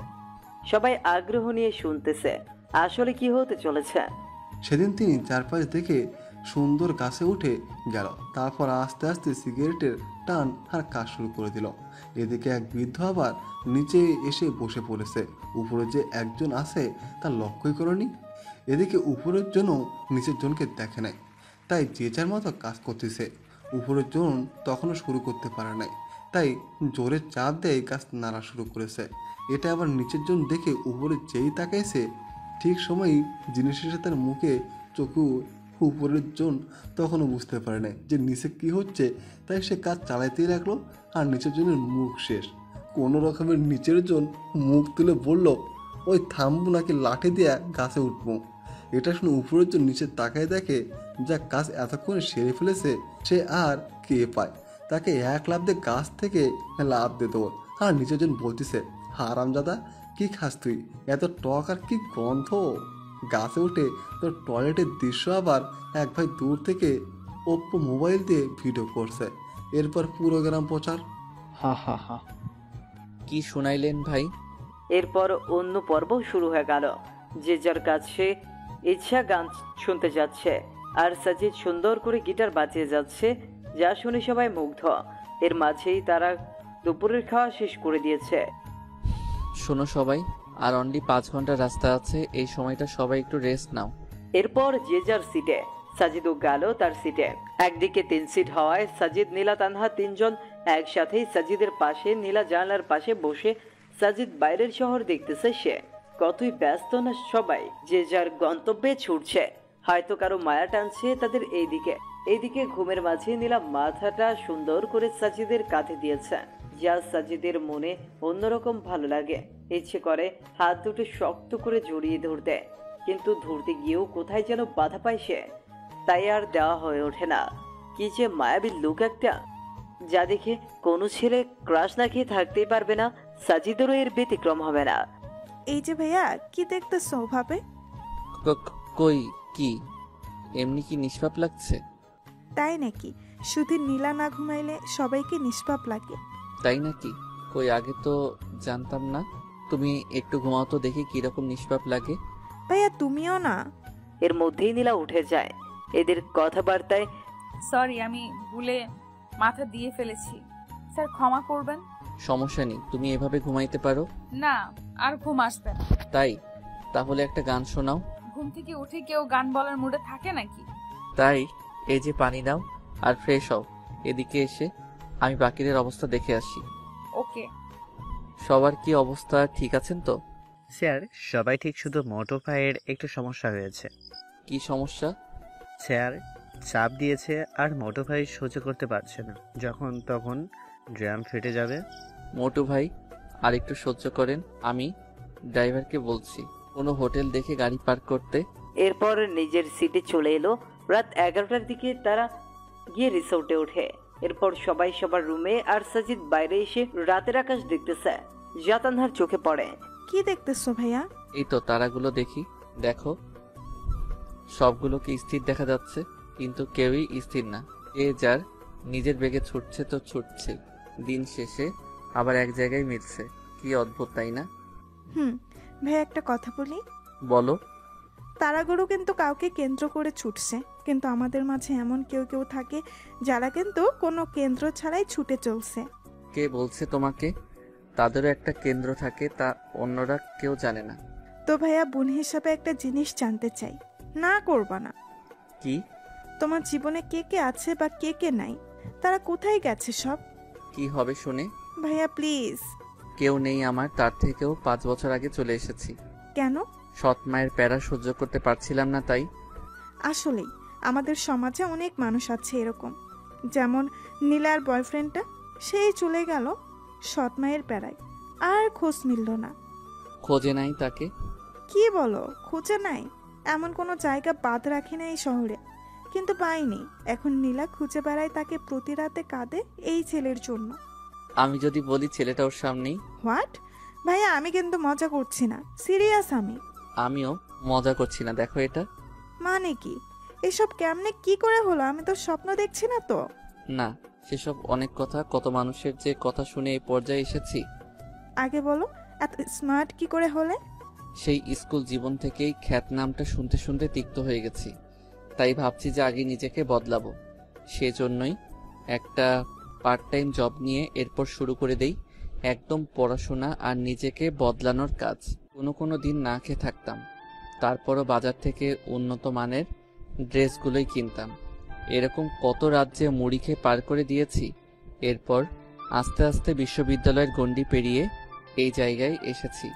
কোন বিশ্ববিদ্যালয়ে পড়ছো? সাস্ট। মানে আমাদের সামনেই ছিল এতদিন? আর তোমার ডিপার্টমেন্ট এই, কিন্তু কোনোদিন তোমাদের চোখে ধরা দেই নাই। পরীক্ষার সময় 2-1বার দেখা হতো, কিন্তু তেমন লক্ষ্য করো নাই তোমরা। আর এক বড় ভাইয়ের সহযোগিতায় এই কোম্পানিটা খুলি। ওয়েট, ক্লাস টপার কি তুমি সেই সাজিদ? যে কিনা সপ্তাহে একবার ক্লাস করে, ক্লাস টপার? কি আজব, তাই না? আমি নীলাকে বলতেছি সব। ওই থামো, এখন কিচ্ছু বলবা না, দেখবো নীলা চিনতে পারে কিনা। দেখো ভাইয়া, নীলা এইভাবে কোনোদিন দেখেনি তোমায়, তাই চিনতে পাবে না। মনের মিল থাকলে না দেখেও চেনা যায়। জাস্ট ওয়েট করো। তোমরা কি ভাবছো আমি চিনি না তোমাদের? সেই ভার্সিটি থেকেই দেখে আসতেছি তোমাদের। অনেক রাত হয়েছে, ঘুমাইতে যাও। ওকে, গুড নাইট। শোনো। বলো ভাইয়া। প্রমিস করো কখনো বলবা না নীলাকে। ওকে, বাট কখনো যদি জানে তখন? জানবে না। Good night. আর ভাইয়া নামটা কেন তোমার? নীলা বা কেউ যাতে জানতে না পারে। এরপর যে যার রুমে চলে গেল। কি কথা বললি বাইরে? মানে তুই ঘুমাস নাই? না, কি কথা হয়েছে বল। ওসব এমনি কথা বললাম, কেন না ঘুমিয়ে বাইরে আছে এসব, এছাড়া কিছু না। তুই মিথ্যা বলবি না, বললাম। তানহা মনে মনে ভাবতেছে নীলা সব জেনে গেল নাকি। আর ইমরান মানে সাজিদ ভাবছে তানহা কি রাখবে তার কথা। আরে নীলা, এমনি ভাইয়ার সম্পর্কে কথা বললাম, তোর যদি বিশ্বাস না হয় তাহলে গিয়ে জিজ্ঞেস করে দেখ। আমার না কেন জানি মনে হয় ইমরান আমার আশেপাশেই আছে, কিন্তু খুঁজে পাই না। এসব তোর মনের ভুল, রাত হয়েছে, ঘুমা এখন। এরপর সবাই ঘুমিয়ে পড়লো যে যার মতো। আর অন্যদিকে সাজিদ ভাবতেছে নীলাকে সত্যিটা বলবে কিনা। যে এতটা ভালোবাসে, এত বছর ধরে খুঁজতেছে, তাকে কি কষ্ট দেওয়া ঠিক হবে? না, আমার মতোই আমি চলি, দেখি চিনতে পারি কিনা। পরের দিন সবাই ঘুম থেকে উঠে কফি খাচ্ছে, কিন্তু তাদের বসের কোনো খোঁজই নেই। নীলা, গিয়ে দেখ তো ভাইয়া ওঠে না কেন এখনো। কেন, তুই যাইতে পাস না? যা না প্লিজ। এখন চাইতে চাস না, কিন্তু পরে যখন শুনবি সব তখন তো দৌড়ে যাবি, কুত্তি একটা। তানহা পরের কথাগুলো মনে মনে বলল। ওই কিছু বললি তুই? কই না তো, তুই গিয়ে দেখ না প্লিজ। নীলা গিয়ে দরজা ধাক্কাচ্ছে, কিন্তু কোনো খবর নাই কারো। একটু পর সাজিদ উঠে গেল। কি হইল, ধাক্কাচ্ছ কেন? উঠবেন না নাকি? না, ঘুমাবো সারাদিন। ওটা বাদ দিয়ে বাইরে আসেন, সবাই বাইরে অপেক্ষা করতেছে আপনার জন্য। সবাই করতেছে, আপনি করতেছেন না? সবার বাইরে আমি নাকি? কথা দেখি আগের মতোই বেশি বলেন। কিছু বললেন? কই না তো। চুপ করেন, ফ্রেশ হয়ে বাইরে আসেন, আর আমি বেশি কথা বলি না, বুঝছেন? একটু পর সাজিদ সকলের সাথে যোগ দিল। Hello, good morning. Good morning sir. তো বলো, কার ঘুম কেমন হলো?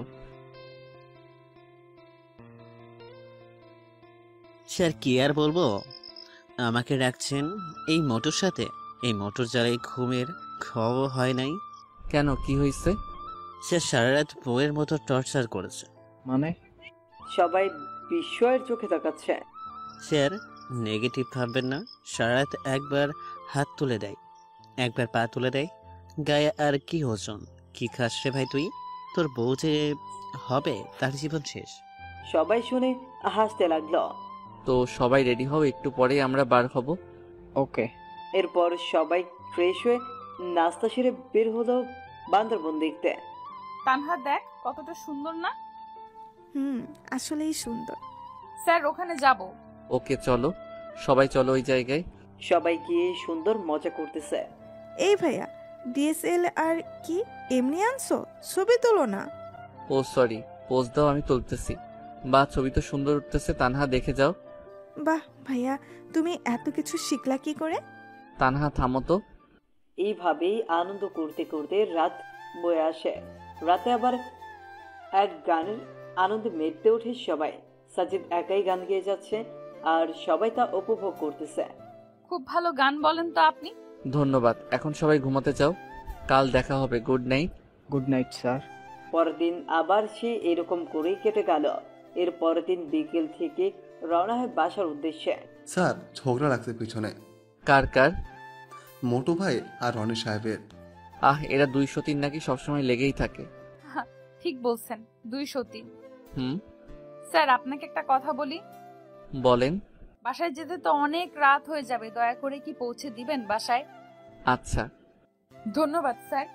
শোনো সবাই, যাদের যাদের এনজয় করার ইচ্ছা আছে তারা সামনে চলে আসো। এখন উড়াধুরা ডান্স শুরু হবে, যে যেমন ডান্স দিতে পারো দাও। আসলে অফিসের বস অন্য ছেলে হলে যেরকম হয়, কোনো পিকনিকের আসল মজাই হচ্ছে এটা। বাবা আমি আসছি। আরে চাচা, তো আর দেরি কেন, চলে আসেন। সবাই অনেকটা মজা করল। রাত 2টার দিকে গাড়ি এসে ফিরল সেই চিরচেনা অফিসের সামনে। আস্তে আস্তে সবাই নেমে সাজিদের কাছ থেকে বিদায় নিয়ে চলে গেল। এখন বাকি আছে শুধু তানহা আর নীলা। নীলা, আমার শরীরটা ভালো না, অসুস্থ অসুস্থ লাগছে, তোমরা একাই যেতে পারবে না? এত রাতে কি করে যাব? ওকে চলো। জোর সারতে খুব ভালো লাগছে নীলার, পাশাপাশি হাঁটতে। কাছাকাছি বাসা হওয়ায় বেশিক্ষণ লাগেনি যেতে। নীলা যাও তাহলে, আমি গেলাম। গেলাম মানে এত রাতে কই যাবেন আপনি? ভেতরে আসেন। রেগে বললো কথাটা। রাগটাও দেখি আগের মতোই। দেখেন স্যার, আমার সামনে এরকম মনে মনে কিছু বলবেন না। ভেতরে আসেন এখন। আম্মু, ইনি হচ্ছেন আমাদের বস। ও তুমি সাজিদ? আসসালামু আলাইকুম। মা, ক্ষুধা লাগছে, খেতে দাও। তোমরা বসো, আমি দিচ্ছি। আসলে আন্টি, আমাকে যেতে হবে এখন। আরে বাবা, এত রাতে কোথায় যাবা? রিস্কা অটো কিছুই পাবে না। আর বর্তমানে যে ছিনতাইকারীদের জ্বালা, তুমি আজ রাতটা থেকে যাও।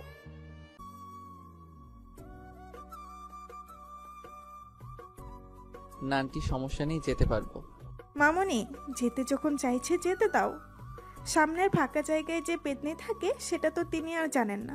যখন পিছু নিবে তখন নিজেই দৌড়ে চলে আসবে। কি বললা? পেতনি? ভয়ে চুপসে গেছে একদম। আহ তানহা, খামোকা ভয় বাড়িয়ে দিচ্ছিস। বাবা যাও, টয়লেট ওইদিকে, ফ্রেশ হয়ে আসো, আমি খাবার দিচ্ছি। সাজিদার কিছু না বলে ফ্রেশ হয়ে আসলো। তো মা, এনজয় কেমন করলি? সে কথা আর কি বলবো মামনি, যাদের এরকম বস থাকে তাদের এনজয় কি খারাপ হবে? মা, একদম সেই।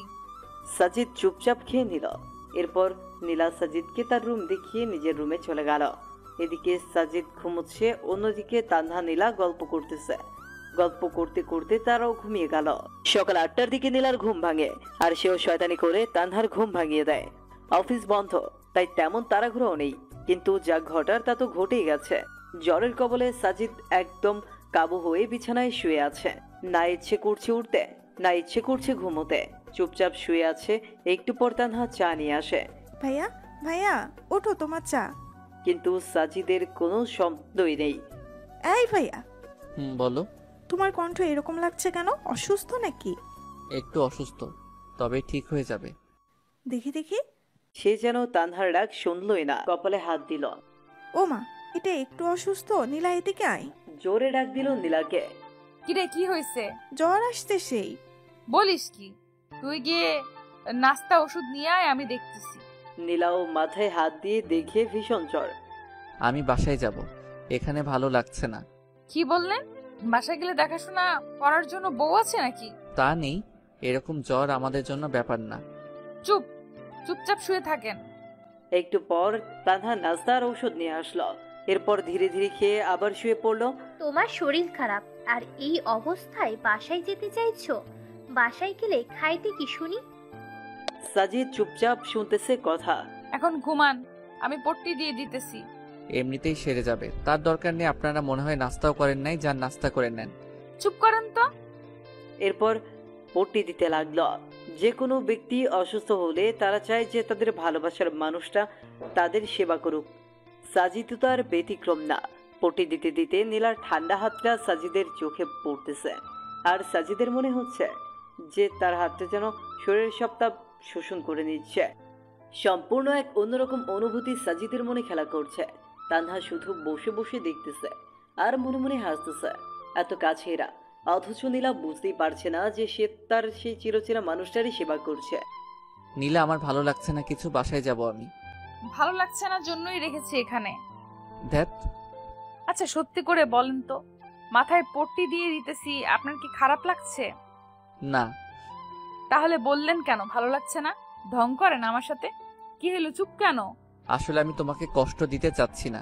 সেই ছোটবেলায় মা মারা যায়, এরপর জ্বর হলেও জোটেনি ওষুধ, এমনি এমনি জ্বর সেরে যেত। কখনো খেয়ে কাটতো, কখনো বা না খেয়ে দিন কাটতো। আচ্ছা আপনার বাবার কি হয়েছে? ওসব বাদ দাও। আর একটা কথা শোনেন, আপনি আমার বস, তো আপনার জন্য কিছু করলে সেটা কষ্ট না, বুঝছেন? শরবত বানাই দিতে পারবা? শুধু শরবত না, আমি ভালো করেই জানি জ্বর হলে মানুষের কোনগুলো খাইতে ইচ্ছা করে। একটু পর সব নিয়ে আসতেছি। আর তানহা ফুচকা বানাতে গেছে, কি খাবেন তো? ওকে, তবে ঝাল একদম বেশি থাকতে হবে। চুপচাপ শুয়ে থাকেন, আর ভুলেও ফোন হাতে নেবেন না। ফোনের রেডিয়েশন পড়লে জ্বর আরো বেশি হয়। জ্বর হলে কখনো চোখের সামনে নিয়ে ফোন টিপবেন না। ফোন থেকে যে রেডিয়েশন বের হয় তা অত্যন্ত ক্ষতিকর। আর চাপ নিবেন না মাথায় বেশি। যেমন জ্বর হলে বেশি পড়তে গেলে দেখবেন যে জ্বর আরো বেশি হইতেছে। আমার জ্বর আবার অন্যরকম, সারাদিন ভালো থাকে, কিন্তু সন্ধ্যা হলেই শুরু হয়, যারা 9টায় শেষ। যাই হোক, সবাই নিজেদের কাছের মানুষের খেয়াল রাখবেন। এখন রেস্ট নেন, আমি আসতেছি। একটু পর নীলা চলে আসলো। এই নেন, এখানে শরবত, চালতার আচার, একদম ঝাল, আর এটা হলো ঝাল মুড়ি। এত কিছু? তুমি তো দেখি অনেক ফাস্ট। এখনো কিছু হয় নাই স্যার, একটু পর আরো কিছু আসতেছে। আরো কিছু? এগুলো তো একাই শেষ করতে পারবো না, তোমরা হেল্প করো একটু। ওকে, তা করবো, এখন শুরু করো। এরপর সাজিদ নীলা তানহা খাওয়া শুরু করলো। কেমন হয়েছে? উফ সেই। তানহা ফুচকান। এরপর একটু আড্ডা দিল সবাই মিলে। স্যার আপনি একটু ঘুমান এখন। হুম। কিন্তু ঘুমানোর চেষ্টা করলেই কি ঘুম আসে জ্বরের মাঝে? ঘুম আসে না তো। ওকে আমি মাথায় হাত বুলিয়ে দিচ্ছি, আপনি চেষ্টা করেন ঘুমানোর। এমন ভালোবাসা কে না চায়? আসলে প্রতিটা মেয়ে তাদের যার যার ঘরে ডাক্তার, যারা ঔষধ ছাড়াই জ্বরকে ভালো করে দিতে পারে। আস্তে আস্তে ইমরান ঘুমিয়ে যায়। বিকেলের দিকে নীলার ডাকে ঘুম ভাঙে। স্যার বলো। জ্বরটা একটু কমছে, গোসলটা করে নেন এখন। গোসল করলে যদি বেশি হয়? সম্পূর্ণ শরীর না ভিজিয়ে মাথাটা ভেজান আর শরীরে ভেজা কাপড় দিয়ে মুছে নেন, ভালো লাগবে।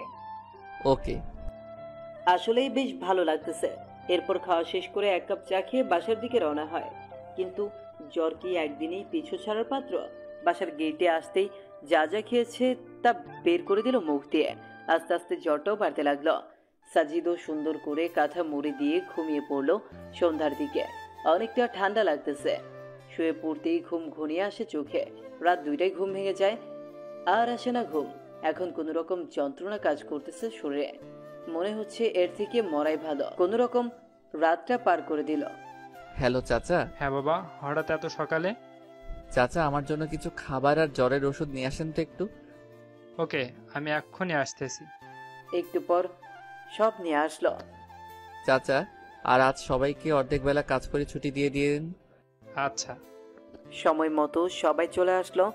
তখন পিয়ন সবাইকে জানিয়ে দিল, চাচা স্যারের অসুখ ভালো হয় নাই। না মা, আরো বেশি হয়েছে। সকালে গিয়ে খাবার ওষুধ কিনে দিয়েছি। ও, ওনার বাসার ঠিকানাটা দেন তো। ঠিক আছে, লিখে নাও। এরপর ঠিকানা নিয়ে তারা চলে গেল বাসার উদ্দেশ্যে। গিয়ে দেখে দরজা খোলাই আছে। এই যে বস, আপনার সমস্যা কি? হ্যাঁ, কই কোনো সমস্যা নাই তো। জ্বর বেশি হয়েছে, একবার তো বলতে পারতেন আমাদের, শুধু বেশি বুঝবে। তানহা একটা অটো ডেকে নে। অটো দিয়ে কি হবে? যতদিন না জ্বর ভালো হচ্ছে আমাদের কাছে থাকবেন। এটা সম্ভব না। দেখেন বেশি কাহিনী করবেন না, তাহলে কিন্তু ভুলে যাব আপনি আমার বস। আমার রাগ সম্পর্কে জানেন না, তাই চুপ থাকেন। আমি ভালো করেই জানি। কি বললেন? কিছু না। এরপর একটা অটো নিয়ে সোজা চলে আসেন নীলাদের বাসায়। আচ্ছা, আমি তোমাদের বাসায় কেন যাব? মানুষ তো এমনি বলবে যে আমি কে হই তোমাদের। তুমি আমার ভাইয়া না। তাহলে আবার এই কথা কেন? শোনেন মিস্টার, মানুষ কি বললো না বললো তাতে আমার যায় আসে না। কি বাবা, অসুস্থ হয়েছো? তা একবারও আমাদের জানানোর প্রয়োজন মনে করলে না? পরপর ভাবো আমাদের, তাই না? তা তো অবশ্যই। পৃথিবীতে কেউ কারো আপন নয়। মানে? আন্টি, সবাইকে তো একদিন মরতে হবে, যেমনটা আমার মা আমায় রেখে গেছে। হয়েছে, আর বেশি বয়ান ছাড়া লাগবে না। এখন রেস্ট নেন, আমি পানি নিয়ে আসতেছি। ভাইয়া দেখছো কি কেয়ার করতেছে তোমার। তোমার যদি জানে তুমি ইমরান, তখন না জানে কি করবে আবার। কি আর করবে, যে রাগই আমার জীবনটা শেষ করবে। তানহা, তুই খাবার নিয়ে আয়, আমি মাথায় পানি দিয়ে দিচ্ছি। ওকে, শুয়ে পড়ুন তো। এরপর পানি দিতে লাগলো। কেমন লাগছে এখন? ভালো। শুধু ভালো লাগছে না, অনেকটা স্বস্তিও পাচ্ছি। শুয়ে থাকেন, আমি দিচ্ছি। এইভাবে সেবা করতে থাকে নীলা। জ্বর একটু কমলেও সাজিদকে অফিসে যেতে দেয়নি। পরের দিন তানহা নীলাকে, এখন তো জ্বর কম, এখন বাসায় যাই। না, কাল সকালে এখান থেকে অফিসে যাবেন। কেন? রাতে যদি আবার জ্বর আসে। ও। ছাদে আড্ডা দেই, চলেন। ওকে। জানেন স্যার, আমার জীবনে যে সামনে কি হতে চলেছে কিছুই বুঝতেছি না। যাকে চাই তাকে খুঁজে বেড়াই, কিন্তু পাই না। আপনার জীবন সম্পর্কে বলুন একটু শুনি। আমার জীবন নিয়ে কি বলবো? আপনি কি বলেন? আপনি না বললেন বাবা মা নেই, তারা কিভাবে মারা গেল? মা মারা গেছে অসুস্থ হয়ে, আর বাবাকে হারিয়েছি মা মারা যাওয়ার 2 মাস পরে। তাহলে ছোটকালটা আপনার খুব প্যারাময় ছিল, তাই না? শুধু প্যারা না, আরো অনেক কষ্ট ছিল। আসলে কষ্টের পর সুখ আসে, তাই না? কি জানি, হবে হয়তো। আমি কবে দেখা পাবো? কিসের, সুখের নাকি ছেলেটার? দুটোরই। কে সেই ছেলে? ওর নাম ইমরান। শেষে আমায় একটা চিঠি দিয়ে চলে গেছে। আজ পর্যন্ত অনেক খুঁজেছি কিন্তু পাইনি। ও বাবা, তাড়াতাড়ি দেখিও। চলেন, ঘুমাবেন এখন। শোনো। বলেন। Good night. Good night. পরদিন সকালে ফ্রেশ হয়ে চলে গেল সবাই অফিসের দিকে। বাবা কেমন আছো? আলহামদুলিল্লাহ চাচা। জ্বর কমেছে কি? হ্যাঁ চাচা, যে ট্রিটমেন্ট দিছে জ্বর ভালো না হয়ে কই যাবে। এরপর সাজিদ ওর রুমে গেল। একে একে সবাই এসে জিজ্ঞেস করতেছে স্যারের শরীর কেমন আছে। এই যে মিস্টার স্যার, কি? লাঞ্চের সময় হয়েছে, চলেন। এখন না, তোমরা যাও, আমি পরে আসতেছি। না, এখনই চলেন, বেশি কথা বলবেন না। ওকে চলো। তুমি তো আবার যে রাগী। রাগের তো কিছুই দেখেননি এখনো। আমার মা বাবা আর আমার বিএফ জানে আমি কেমন রাগী। হইছে, চলেন। এরপর খাওয়া শেষে আবার চলে আসে কাজে। ভাইয়া চলো এখন। আর একটু কাজ করে যাই। না, এখন চলো। আজব, যাবোটা কোথায়? কেন? আমার খালামণির বাসায়। আবার যাব কেন? আমি তো সুস্থ এখন। সুস্থ মানে যদি রাতে আবার আসে? আমি যাইতে বলছি, চলো। আহ, এই দুই বোন জীবনটারে তেজপাতা বানাবে। ধরে নাও তাই। চলো এখন। কি আর করার, আবার গেলাম তাদের বাসায়। এবার আর সেবা না, এবার খাইয়ে 12টা বাজিয়ে রুমে পাঠাই দিছে। এই যে মিস্টার স্যার, কি অবস্থা?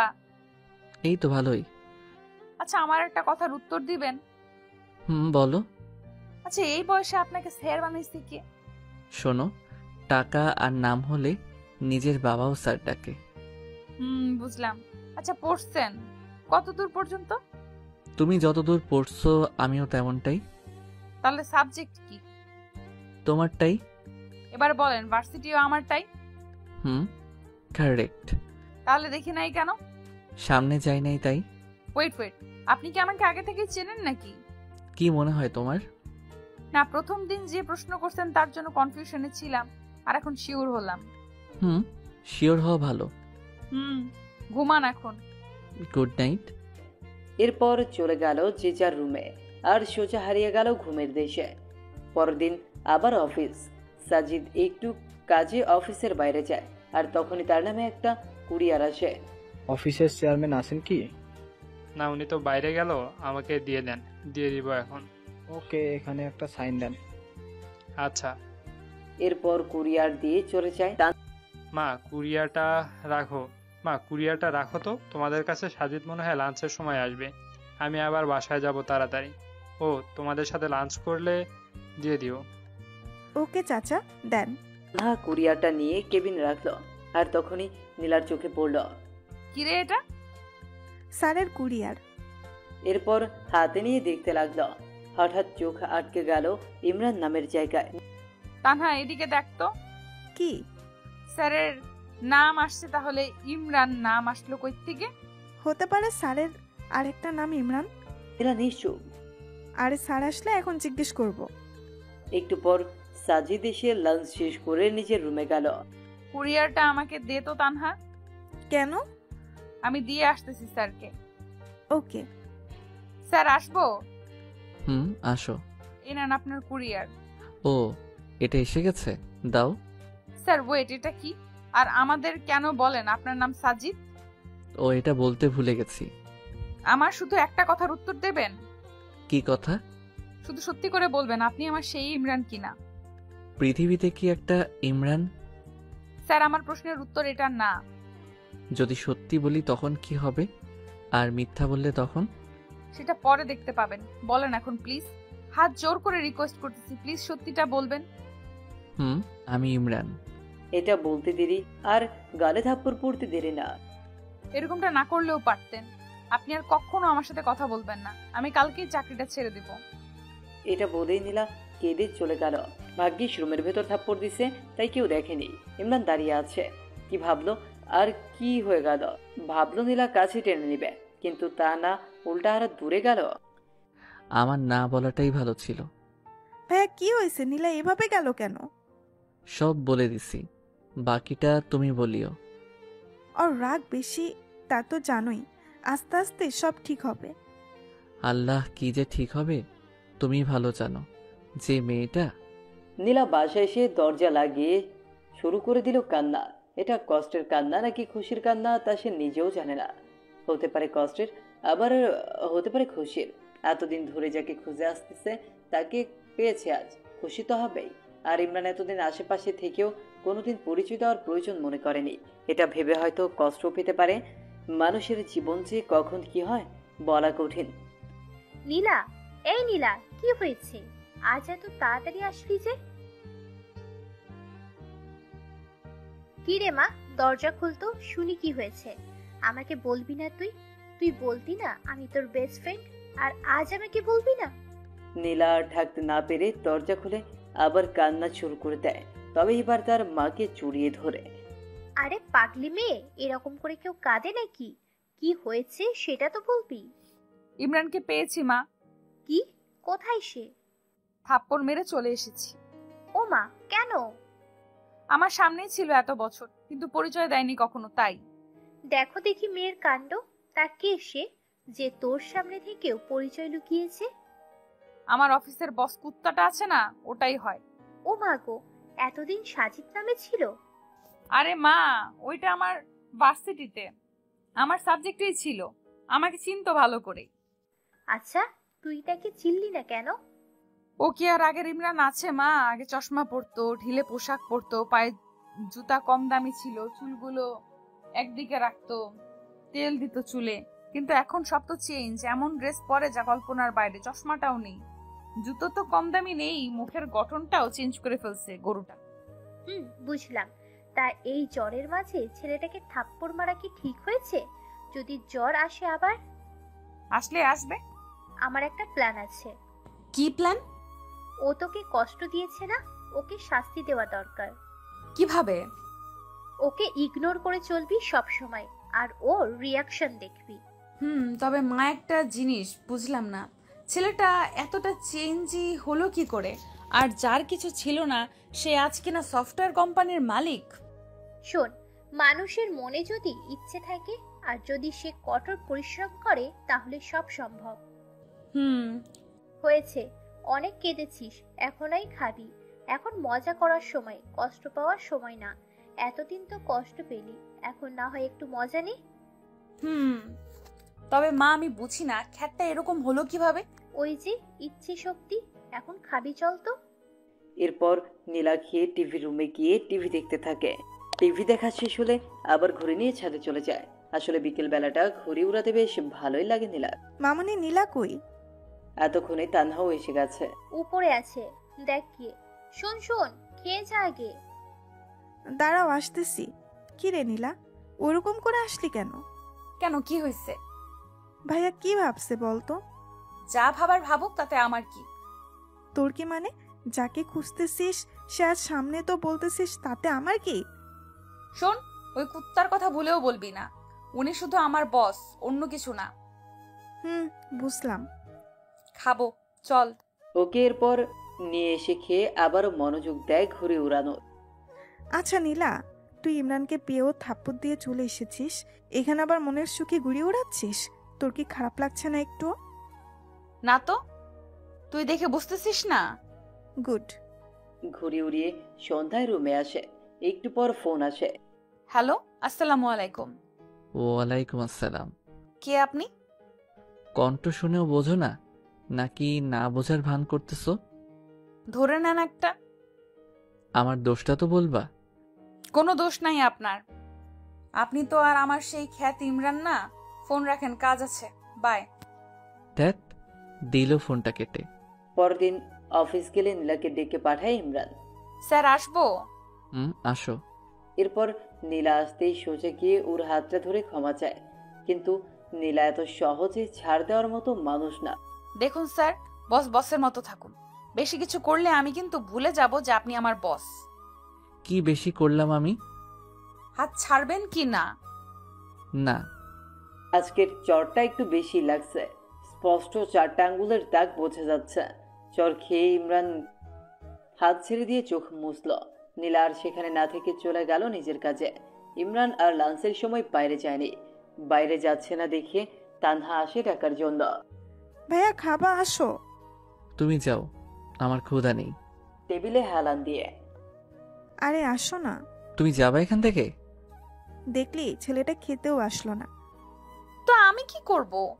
যার ইচ্ছা হবে খাবে, না হলে খাবে না। আমার না মাঝে মাঝে অবাক লাগে, এই জন্যই বুঝি এত খুঁজেছিস। এই তো বুঝছিস। এরপর অফিস শেষ হলে সবাই বাসায় চলে যায়, কিন্তু ইমরান এখনো অফিসে। বাবা বাসায় যাবা না?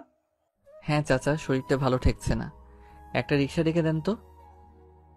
আচ্ছা। এরপর রিক্সা আসলে ইমরান সোজা ডাক্তারের কাছে গিয়ে জ্বরের ঔষধ নেয়। কেন জানি ওর মনে হচ্ছে জ্বর আসবে, আর তার ধারণাও ঠিক রাতে জ্বর আসে। হয়তো মায়ের জন্যই জ্বরের চোটে আজ অজ্ঞান হয়ে যায়। পরের দিন সবাইকে অফিসে দেখা গেলেও ইমরান নেই। সবাই পিয়নকে জিজ্ঞেস করতেছে বস কই, কিন্তু তিনি আর কি বলবেন, নিজেও তো জানেন না। তিনি সবাইকে বলল যে যাওয়ার সময় সাজিদ বলেছিল তার নাকি শরীরটা খারাপ, এর বেশি জানি না আমি। সকাল থেকে ফোন দিচ্ছি কিন্তু উঠাচ্ছে না ফোন। নীলা চল, ভাইয়ার বাসায় যাব। কাহিনী বাদ দিয়ে চুপচাপ কাজ কর। আমার কথা তোর কাছে কাহিনী মনে হয়? ভালোই তো বদলে গেলি তুই নীলা। পরশু পর্যন্ত ঠিকই খুঁজছিলি, আর এখন আসলেই তুই বুঝাতে চাচ্ছিসটা কি? হ্যাঁ কিছুই না। ভালো। ফোন করেই যাচ্ছে কিন্তু কোনো খবর নেই। এভাবে একটা দিন চলে যায়। পরের দিন আবার অফিসে বস নেই। চাচা আজকেও কি স্যার আসবে না? না, ফোনটাও বন্ধ, হয়তো কোনো কাজে বাইরে গেছে, সময় হলে চলে আসবে। আর আজ সকালে ছুটির 1টার পর হবে। নীলা আমার কাছে ভালো ঠেকছে না রে, কাজে গেলে কেউ ফোন অফ করে না। আমি গেলাম, তুই আসলে আয়, না হলে থাক। তুই তোর ইমরানকে হারাতে পারিস, কিন্তু আমি একটা ভাই পাইছি, তাকে হারাতে পারবো না। দাঁড়া, আমিও যাব, দেখি তোর ভাই কোথায় লুকিয়ে আছে। এরপর দুজন সোজা চলে যায় ইমরানের বাসায়, কিন্তু ইমরান থাকলে তো দেখা পাবে। হ্যালো চাচা, স্যারের বাসায় তো তালা দেওয়া। স্যার কোথায় দয়া করে বলবেন প্লিজ? আসলে চাচা প্লিজ সত্যিটা বলেন। হাসপাতালে। মানে ওখানে কেন? অসুস্থ অনেক, তাই বাসায় দেখাশোনা করে কেউ নাই, তাই আজ সকালে হাসপাতালে ভর্তি করাইছি। কোন জায়গায়? ল্যাবে এইডে আছে এখন। আচ্ছা। কি হলো, কোথায় এখন? হাসপাতালে। হোয়াট? এটাই তো চাইছিলি তাই না? চল। কোথায়? যে হসপিটালে আছে সেখানে। ওকে। এরপর তারা সোজা চলে যায় হাসপাতালে। অফিসের লোকের কাছে কেবিন নাম্বার নিয়ে চলে যায় তার কাছে। দেখ কত ভালোভাবে শুয়ে আছে। শুয়ে আছে না, ঘুমের ওষুধ দিছি। এরপর তানহা মাথায় হাত দিল, আর নীলার হাতটাও নিয়ে গিয়ে দিল মাথায়। দেখলি কিরকম জ্বর? এসব তোর জন্যই হয়েছে। কি মাইটটাই না দিছিস আল্লাহ। আচ্ছা তোর রুমালটা দে, এর মাথাটা ঠান্ডা করি পট্টি দিয়ে। হঠাৎ মাথায় ঠান্ডা অনুভব হয়। কিছুক্ষণ পর ঘুম ভেঙে যায় ইমরানের, কিন্তু কেন জানি চোখ খুলতে পারছে না। পারবেই বা কি করে? নীলার এক হাত তো তার চোখে। হঠাৎ কারো কণ্ঠ শুনে জোরে উঠে পড়ে ইমরান। নীলা আবার টেনে নামায় নিচে। তোমরা এখানে কেন, কোনো সমস্যা? আসলে সমস্যা, তবে আমার না তোমার। আমাকে তো সহ্য করতে পারো না। চুপচাপ শুয়ে থাকেন, কথা বললে দিব একটা বসিয়ে। ওই তোমার সমস্যা কি? কথায় কথায় শুধু মায়ের আর মায়ের। তোমাকে এখানে কেউ আসতে বলছে কষ্ট করে? হ্যাঁ আসলা কেন? তাও মগের মূল্য পাইছো। ইচ্ছা হলে মারবা, ইচ্ছা হলে চলে যাবা। তোমার হিসেবে আমি কি কষ্ট পাইনি 6 বছর? আরে তুমি তো বাবার হোটেলে ছিলা, বুঝবা কি? আমি হারে হারে বুঝেছি জীবনটা আসলে কি। প্রতিটা সময় গেছে এই সমাজের লোকদের সাথে যুদ্ধ করে নিজেকে তাদের সমতুল্য করে তুলতে। তারপর তোমাকে ভুলিনি। মেয়েরা না ছেলেদের স্মার্টনেসকে ভালোবাসে, টাকা পয়সা ভালোবাসে, অন্য কিছু না। তোমার কি মনে হয় আমি এতদিনে প্রপোজাল পাইনি?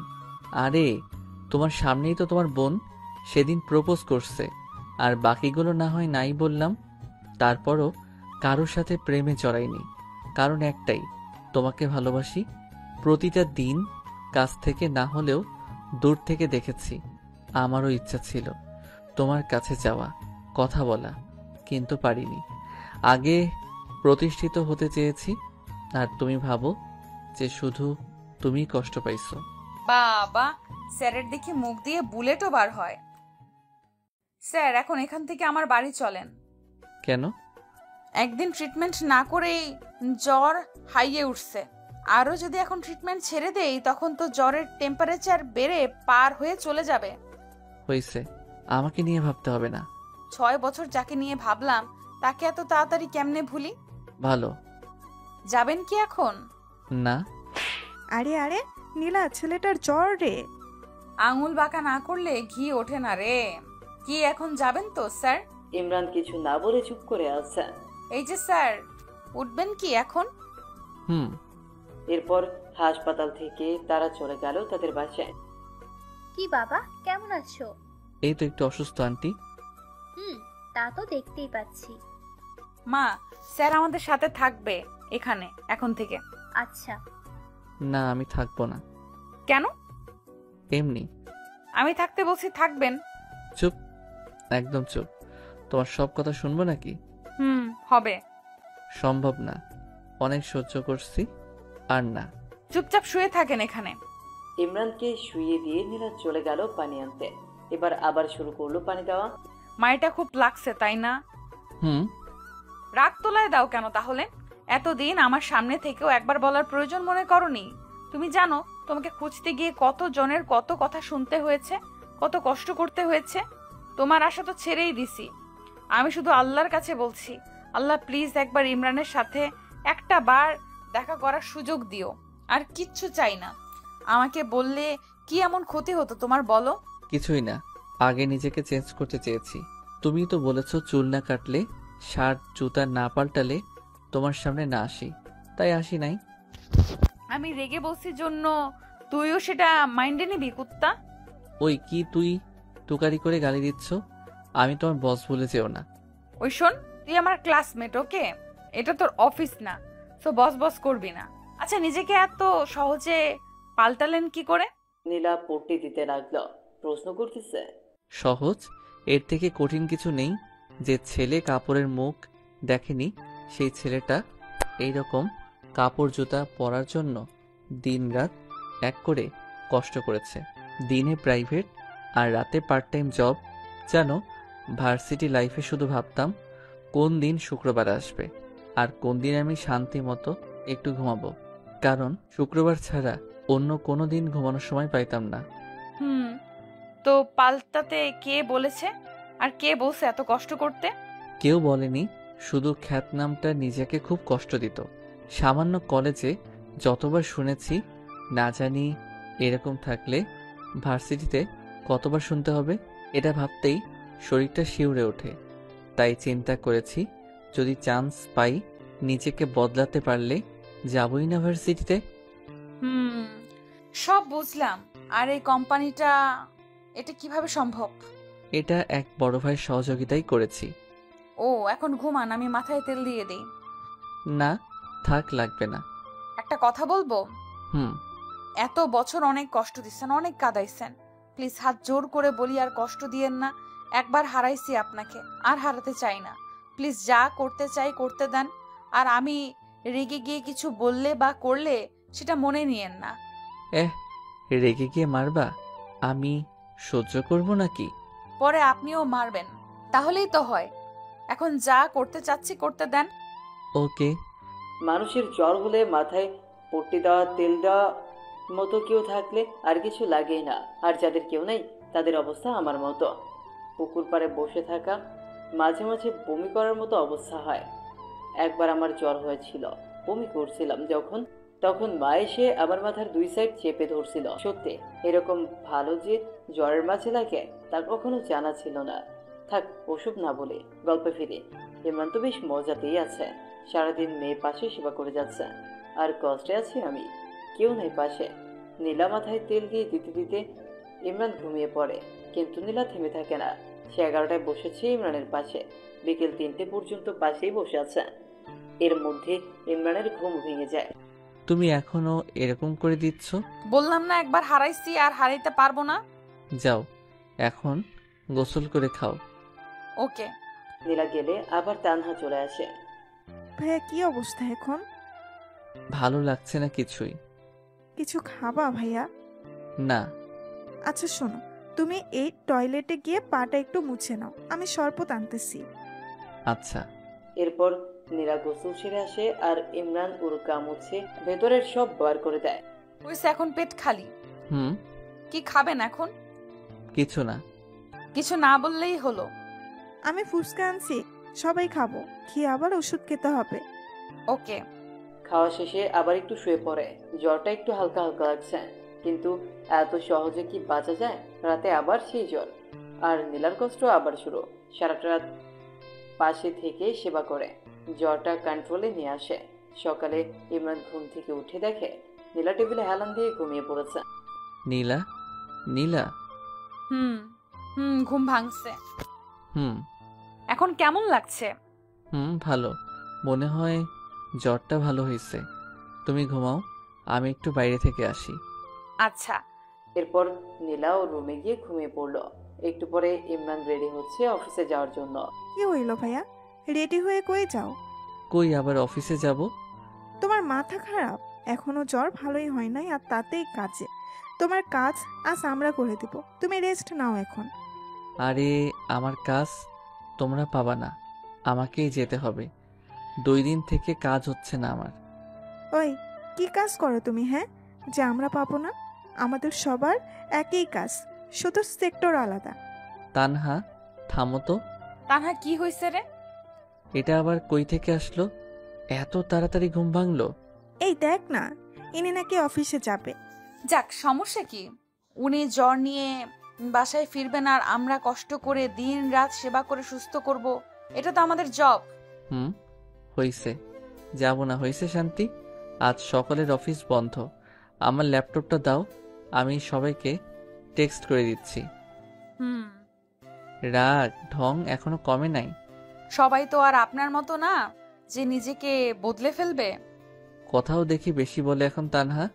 সব বদলাইলেও ঝগড়া করার অভ্যাসটা বদলায়নি। কেন জিজ্ঞেস করতো তানহা? দুজনে তানহাকে বলে ঝগড়া করতেছে।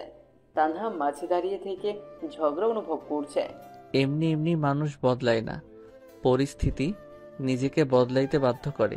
পরিস্থিতি যদি নিজে তৈরি করে নেয় তাহলে তো আর কারোর কিচ্ছু করার নেই। চুপ করো, সেদিন কি বলেছিলে ভুলিনি। তোমার জন্য অপমানও কম হইনি আমি। তো প্রেম করার সময় মনে ছিল না কত অপমান সহ্য করতে হবে? তোমাকে বদলানোর জন্যই বাধ্য হয়েছে প্রেম করতে, আর ভালোবেসেছি জন্যই ভুলিনি এখনো। ভালো। চল এখন ছাদে যাব, গান শুনবো আজ তোমার অনেকগুলো। গিটার নাই সাথে? আমার কাছে আছে। এখন তো সকাল রাতে আড্ডা দেই, আর বাসা থেকে গিটারটাও নিয়ে আসবো এখন। ওকে। এরপর রাতে আড্ডা বসে যায় ছাদে। শুধু নীলা তানহা না, 6 বছর আগে জন্মদিনে যেসব ছেলেমেয়েগুলো অপমান করেছে তারাও আছে আজ। কিন্তু তারা জানে যে ইমরান নীলার বস, অন্য কিছু না। রাতে ইমরান বসে যায় গিটার নিয়ে, আর বাকিরা চারদিকে। ইমরান এবার শুরু করলো। গান শেষ করে ইমরান চোখ বন্ধ করে আছে। এদিকে নীলার চোখেও পানি এসে গেছে। উফ, সেই হয়েছে ভাইয়া, আরেকটা হবে। না আপু, একটু অসুস্থ আমি, আরেকদিন বলবো। দোস্ত, তোর বসের সিট খালি আছে না, ডাবল রে। খালি থাকলে বল, প্রপোজটা করেই দেই। মেয়েটা নীলার কানে কানে বলল। বলে দেখ কি বলে। মেয়েটা সোজা গিয়ে প্রপোজ করে বসলো। আচ্ছা, তুমি ভালোবাসা বোঝো? বুঝি তো। বুঝলে আর থাক না বলি পুরনো কথা। স্যার বলেন না, সমস্যা নেই। তোমাদের কলেজের ইমরান নামে কাউকে চেনো? নীলার যে বিয়ের ছিল খ্যাতটা? খ্যাতটাই। আমি কেন, এখানেই সবাই চিনে। সেই ছেলেটাই আমি। হোয়াট? অবাক হওয়ার কিছু নেই, তোমাদের সেদিন নীলাকে করা অপমানটাই আমাকে এত দূরে এনেছে। তাই তোমাদের একটা গান শোনালাম, আর ধন্যবাদ তোমাদের সেদিন অপমান করার জন্য। আর আপু, তোমাকে বলছি, ছেলে এমনি এমনি খ্যাত হয় না, কিন্তু তোমাদের মতো মেয়েগুলো এই খ্যাত ছেলেদের বাঁচার অধিকারটাও কেড়ে নেয়। হতে পারে তোমাদের অনেক টাকা আছে, তার জন্য অন্যকে হার্ট করে কিছু বলতে পারো না। পারলে এইরকম খ্যাত কাউকে ভালোবেসে তাকে ঠিক করবার চেষ্টা করে দেখাও নীলার মতো। তখন বুঝবো তুমি ভালোবাসা বুঝো। এরপর একটা বিস্ময়ের হাসি দিয়ে ইমরান চলে আসে ওখান থেকে, আর বাকিরা অবাক হয়ে দাঁড়িয়ে থাকে সেখানেই।